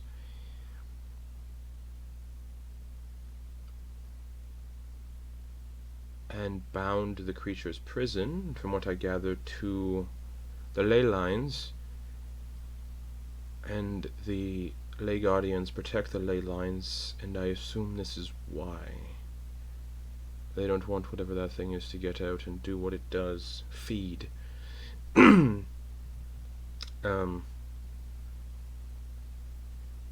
Valestria was able to control it, and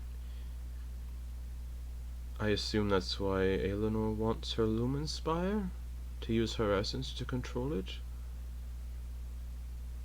Was there anyone controlling it within your vision?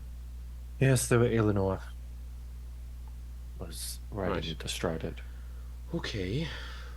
Interesting. Well, not, it's bad. Okay. Yep, looked like he was using the lumen spire.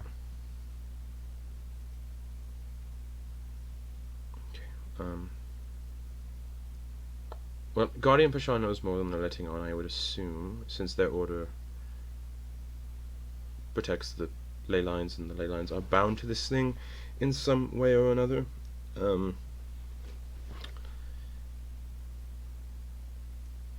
Good to know. Hey, I know this isn't completely related, but, we have been fighting some of these Umbral Knights. Yes, members of the Umbral Court. Yeah, and, see, I unknowingly picked up one of their weapons. Oh, and you've it been... left this mark on me, and it hasn't really been healing. Yes, that would make sense. Exposure to their weapons without being without being attuned to the shadow they wield can be catastrophic in a number of ways. It can manifest in different ways. Traces that can be detected by dark creatures. In other ways, it can just slowly, over the course of time, drain you and turn you into one of them. So did I get off easy or hard? Well, that depends.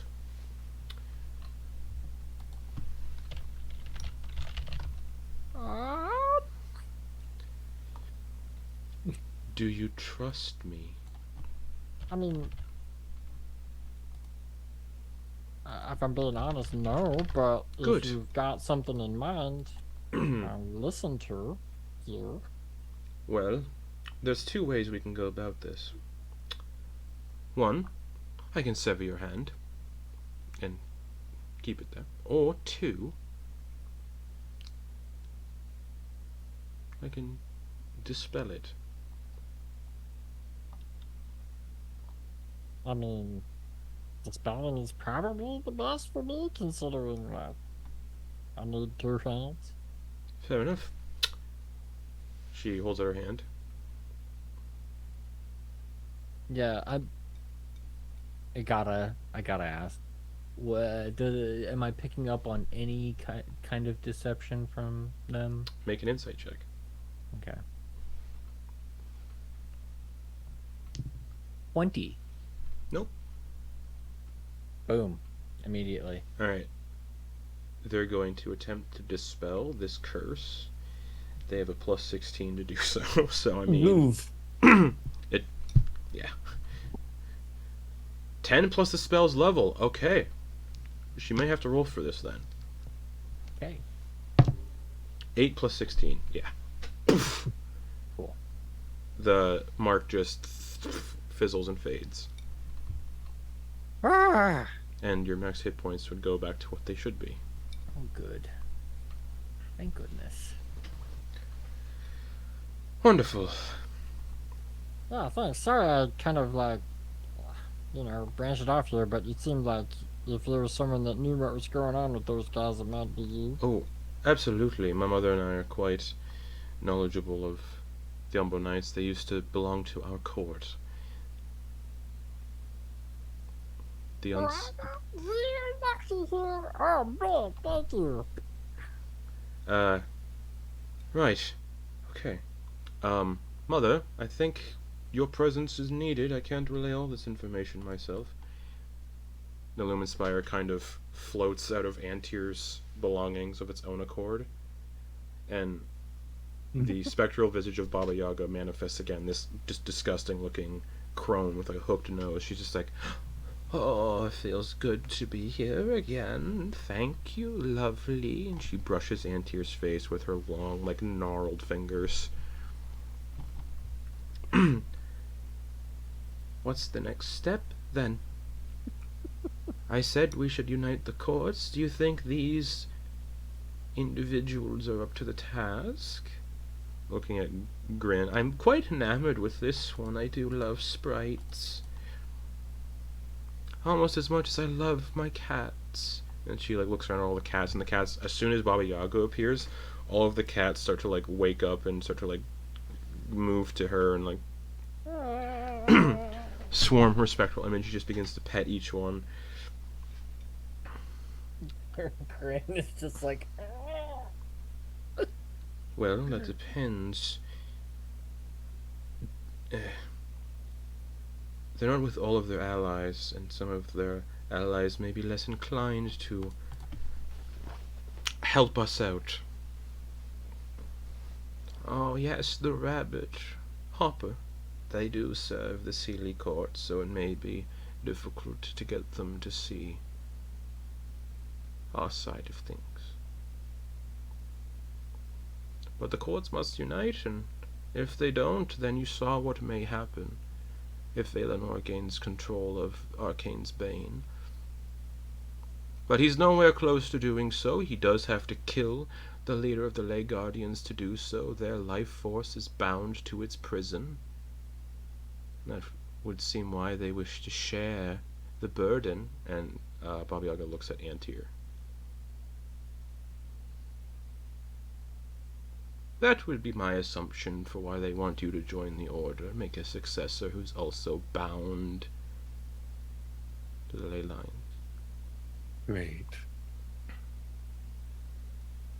Baba Yaga's still like petting the cats, like the numerous hundreds of cats that are swarmed towards her. She's just petting them.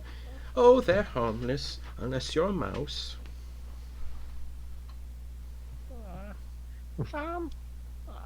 So I've heard the Feywild, but I never, Papa and me never, participated in, like, the politics of CD, uncity, all that stuff. That would make sense. Your father did Papa did reside in the Rose Court. That was one of the neutral courts that were wiped out during the war. So, I guess that brings me to my question. If we're supposed to bring the courts together, do you have any recommendations on how we should do that? Like what one court might want, or like if there's anything Well, that we should look out for, or how we should treat each of the courts? well, the Sealy Court was led by my sister during a time, but she is long past. Her daughter, Titania, now runs the court, and the whole civil war began between the Sealy courts because there was infiltration from one of our own into the Sealy court who married Queen Velestria, whose Lumen Spire you were in possession of for a time. The archfey known as Velcaris Velterigine, Pipshin to some, is Queen Velestria's husband and Titania's father. I ordered him to marry into the Sealy court to keep an eye on things and manipulate them because it was a feud we had, and he grew to have feelings for them. True feelings.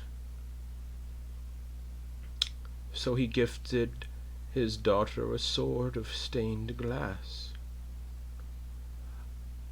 I would assume returning the sword to the Sealy court, or at least protecting it or vowing to return it at some point, would aid in pushing matters along. We heard that's the only way to actually fight, to hurt the Umbral Knights. Yes, the sword was blessed with abilities to slay Umbral Knights, getting past the resistances they gain upon renewal. And the creature who wields a sword can bless others to do the same. Eleanor would not want the sword in the hands of the Marquis for long. So I assume the masquerade is cover for him to do things at the masquerade while he retrieves the weapon that the Marquis now holds on to.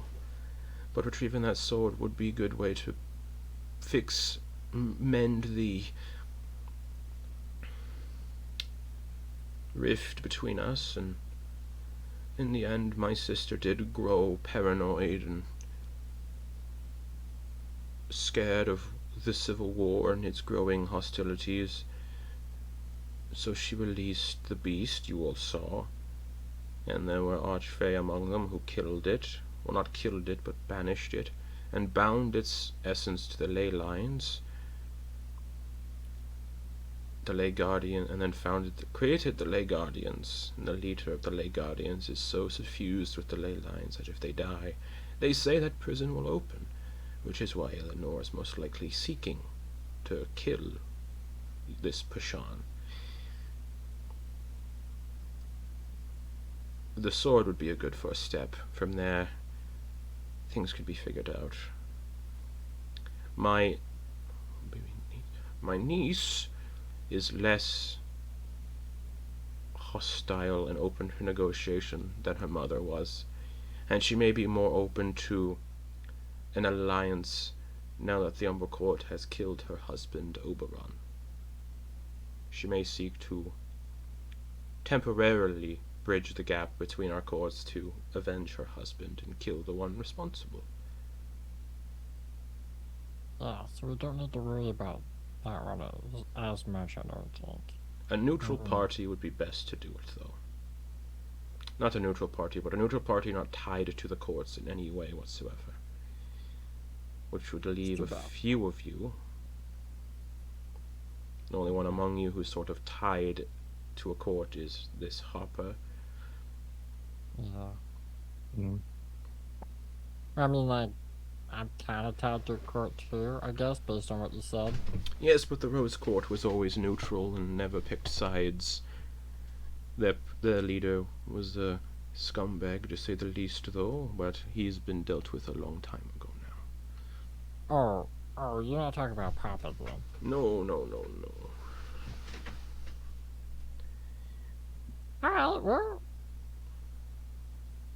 You know what? Thanks. And he's gonna do Divine Sense. Yeah, same as before. Yeah. just a double checking type thing. But Alright. what's knowledge you need to know is whoever holds an Archfey's Lumen Spire can call upon some of the abilities of that Archfey contained within. It is how Eleanor may be able to control Arcane's Bane if it's ever released.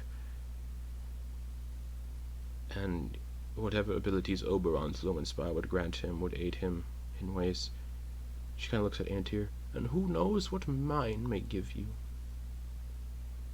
How do I go about doing that if it comes to it? She just smiles. All right. We'll Cryptic. see what happens. You. I think you have to eat it. No. Trying to see you choke that down. I think before we attempt to, if we bring those courts together, I think a big thing we need to consider is removing the Lumen Spires that Aelinor has from its possessions, because apparently one returns individuals back from the dead. It's different for him. His innate abilities already do that, as his gift is what he gave to the Umbral Knights. As long as the Willow Spider is intact and the fruits they use to make Umbral Knights, they will return. But the sword can permanently slay out Umbral Knights, but not Aelinor. The tree must be destroyed to kill him, but the answers to that lie with the tree's twin, which I have no knowledge of. Or do I? I can't recall. Yes! The tree you saw when you discerned this Lumen Spire, the one in the desert in full bloom. The tree's twin. Answers may lie there as well, for how to deal with the Willow Spire where the Umbral Knights make their base. Burn the tree, end their magic. The Willow Spire. That's what she's referencing. She's referencing the massive, mile-tall willow tree you've been seeing. That's the base, the tree you've been seeing, the tall, dead willow tree. That was coming through the sky. Yeah. At the island. Yeah. Okay. The tree where they make their headquarters is called the Willow Spire. Nice. It's where Umbral Knights are bred and made.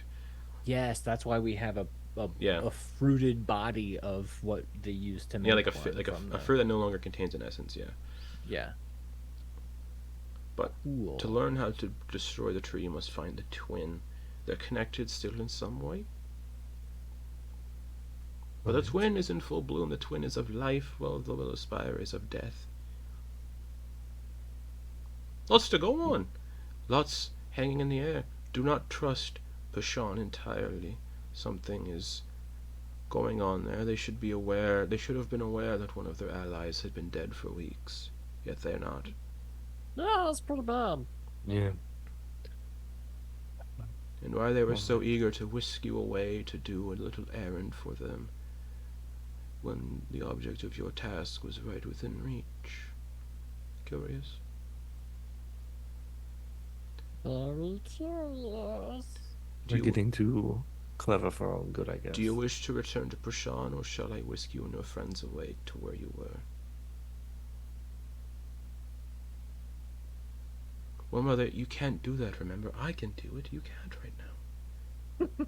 Yes, of course. You're Soon. dead. Soon. Oh, soon I can be released.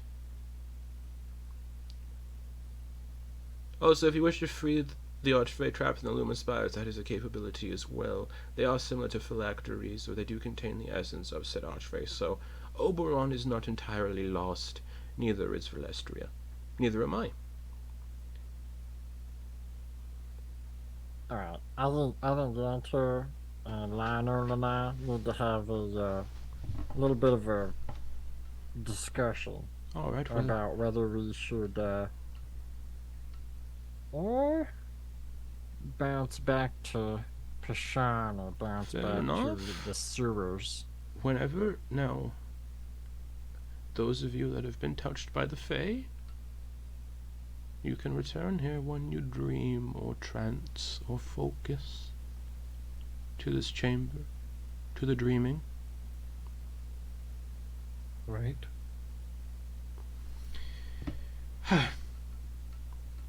And then Baba Yaga just fades and the Lumen Spire floats back into your belongings, Antyr. And Egg like, well, whenever you decide, I'll be over here. And she transforms back into the black cat and kind of leaps up on a couple of the shelves and just curls up and goes to sleep again. Alright, we got a discussion to have here. Yes, of course. So obviously we're not gonna 100% trust Bashan regardless of what we do. Mm-hmm. I believe that's smart. Yes, there are things now that they mentioned it that are strange. But if they wanted to kill us, they probably could have. I think it's that they want to kill us. I just think they want to keep us with what we. On a tight chain leash. Yeah. So, I mean, here's the question, right? So do we want to figure out more by being around them, Bashan, or do we want to avoid them altogether so that we can complete this task? I'm going to be honest. I don't want to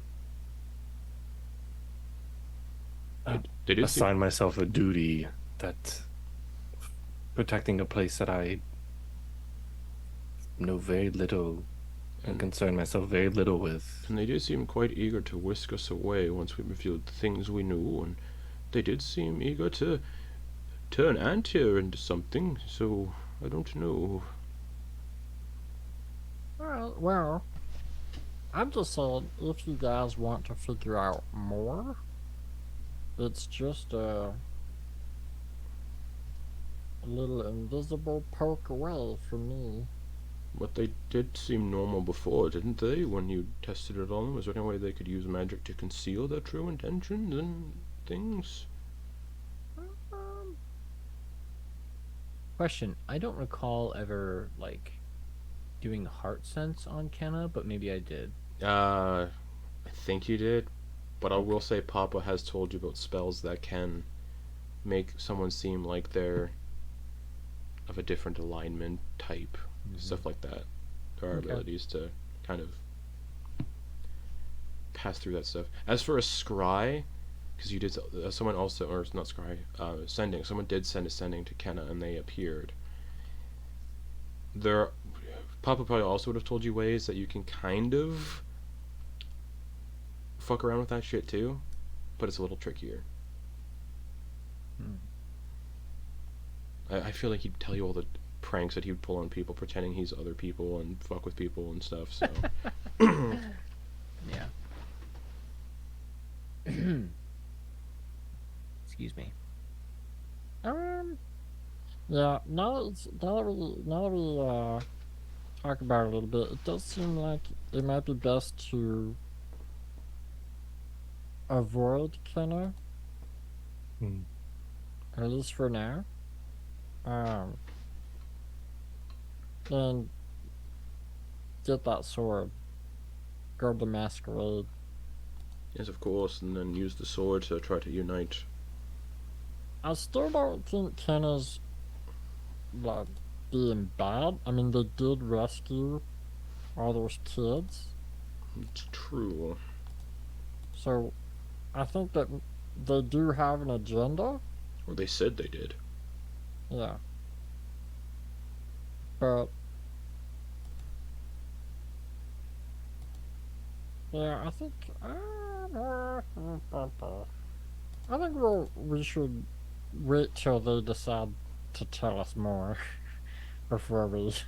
But Yeah. they did say they'd tell us more only if Antyr was inducted into the order, which is strange. Yeah, it puts a lot of responsibility on me that I don't feel I need for a place. But it also would line up that they don't want many people knowing the truth if killing them releases some sort of entity that we just fought on the back of. We need to ensure that we take the right means of getting through the task of ensuring that Eleanor does not gain the ability to succeed in any matter that they are attempting to. So I think going for the sword. The kicker for me still is the Thraman thing. That's what I keep coming back to, is them having a meeting with Thraman, with all of us, when they were dead, and knowingly would have known they were dead, but didn't. So I'm very confused by all of it. This is not my forte. My forte is making wine and drinking wine. Mon is. I mean, the only thing I can think of is that one of the times that we met them, it wasn't them. What if the one that came to us wasn't them, and is masquerading, perhaps? They still help those kids. So they said. They did teleport with the children, not in our view. Oh, that is true. We were I do not want to investigating think about the that. demi-plane in the pool. Could you contact one of the children, George, with the sending spell? Attempt. Just to ensure it. To be fair, where we are, Antyr, oh wait, no, now our spells will be used up. It's fine. This will be okay. Calling to George. I'll roll a percentile dice for that one, because it's quicker. That's good. Okay, what are you saying? It doesn't let you know if there's a connection or not, but, so what would you like to say? You got 25 words. Just a refresher, and here, Mhm. we were told by Kenna that they put them in Arthur Wardweave's mansion. Yes. George, please verify that you are within the abode of Sir Arthur Wordweave.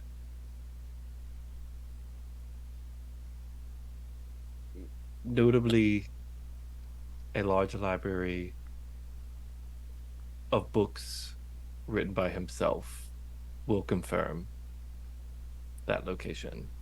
That, and that's as far as that. We'll confirm that. There you go. There's silence. A little bit more silence. The dead. And a little bit more silence after that. Yeah, we're here. The books suck, though. Nothing good. Guardian Pashan's weird.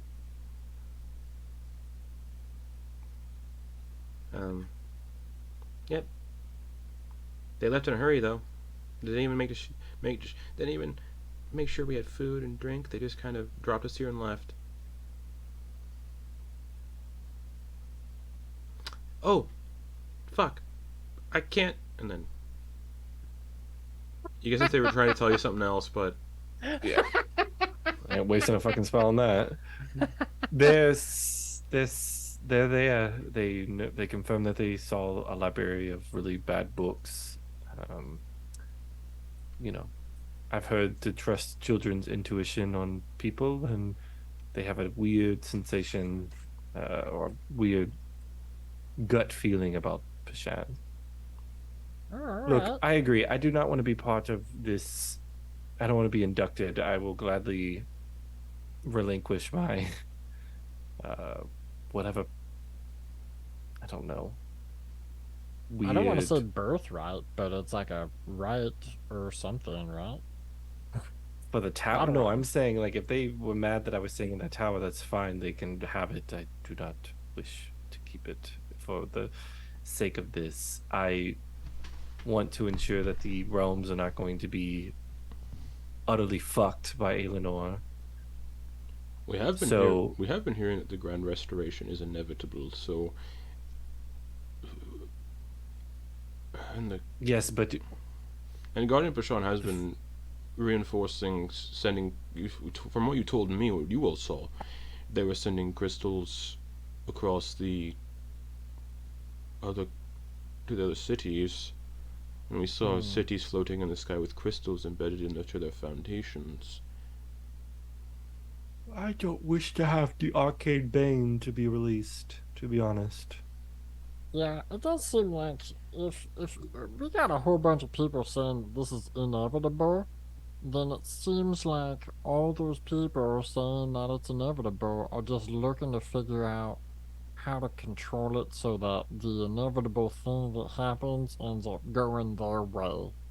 Yes. And the people we saw in the vision that Guardian Pashan didn't want us to see, that must have been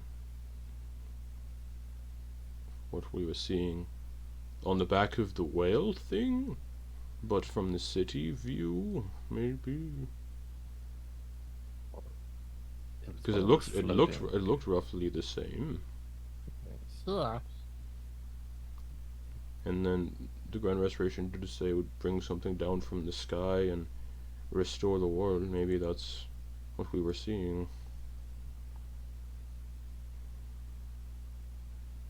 I don't know, I think we've all kind of. I'm very We confused. don't have a full picture. Yeah, we don't have a full We need picture more yet, but I information. think we're all in agreement to just Go kind back of to be the like, sewer. all right, let's take us all back to Yes. Port Crave. Also, what was with that tower in the fucking bath water? The toilet. The children's toilet bath. Oh, no idea. The demiplane. But yes, Port Crake, the masquerade's in 4 days. We have 4 days to plan and scour the city, learn what we can. We Gotta did find invitations. We gotta we- find disguises. disguises. We did learn that they were doing work in the warehouse on the dock as well. We could look into perhaps when we have more muscle amongst us. Yes, I wish not to engage in fighting like that ever again. It is quite fun. All right. Agenda created. We got this, guys. The black cat wakes up again and saunters over. Just back into Eggwolf. So you've made a decision? Sounds like. Yeah, I mean, I feel kind of bad that we're making the decision for everybody else in our group that didn't make it here, but They wanted to go to the masquerade, from what I heard from Mother. yeah, Yes. I mean, who doesn't? Of course. Alright. Eggwolf gives you all a peck on the forehead. It's a blessing. Oh. He's like, You feel a little bit like a magic. You definitely feel like magic when she does it. Antyr, the blessing on you from the fruit wears off now, so you're no longer resistant to bludgeoning damage. Good, yeah. Ugh, gross. Um, yeah. think that's fine. All right. So you wish to return to the sewer hideout where Mother Yes. told me about, of course.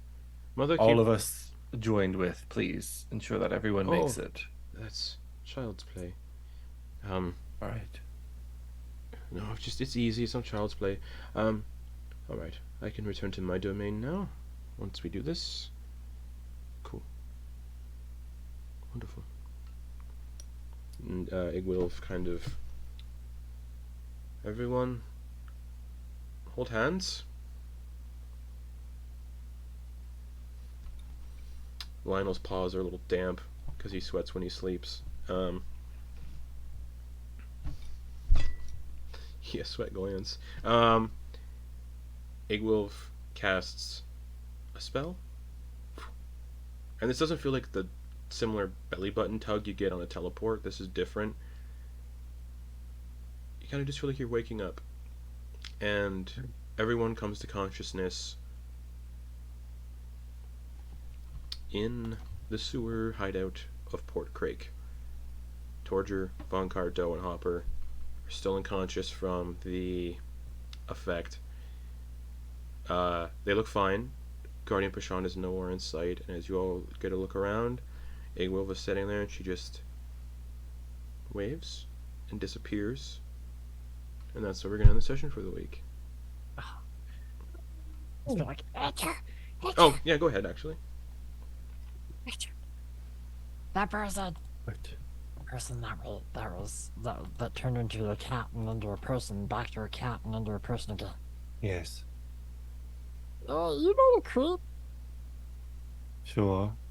and the dude that you know he worshipped, Uh-huh. that Deedee Prince and her kind of like smash.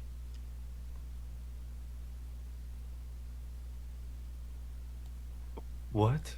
I was freaking out the whole time. Wait, that was the... She got with... Oh. From Terrible what taste. I heard, it was off and on and not so nice. Terrible taste in men. I mean, you know. Anyway, Or partners. it's a gray world out there. I mean, I know I can tell evil and good, but just saying. I wasn't gonna broach the subject in front of him. Yeah, at least she's not working with them. I was worried that she was going to be working with them, like in You line. hear my hand, and we're happy about that. That's good. So, You can trust her. She shit! she may be Yeah. my daughter, but she is adopted. Or she may be adopted, but she is my daughter. Yeah, alright. Like I said, one of my daughters could help you out here. The one they call Gothel. So there's that. You have allies aplenty. I would not worry about Grast. I believe he's indisposed.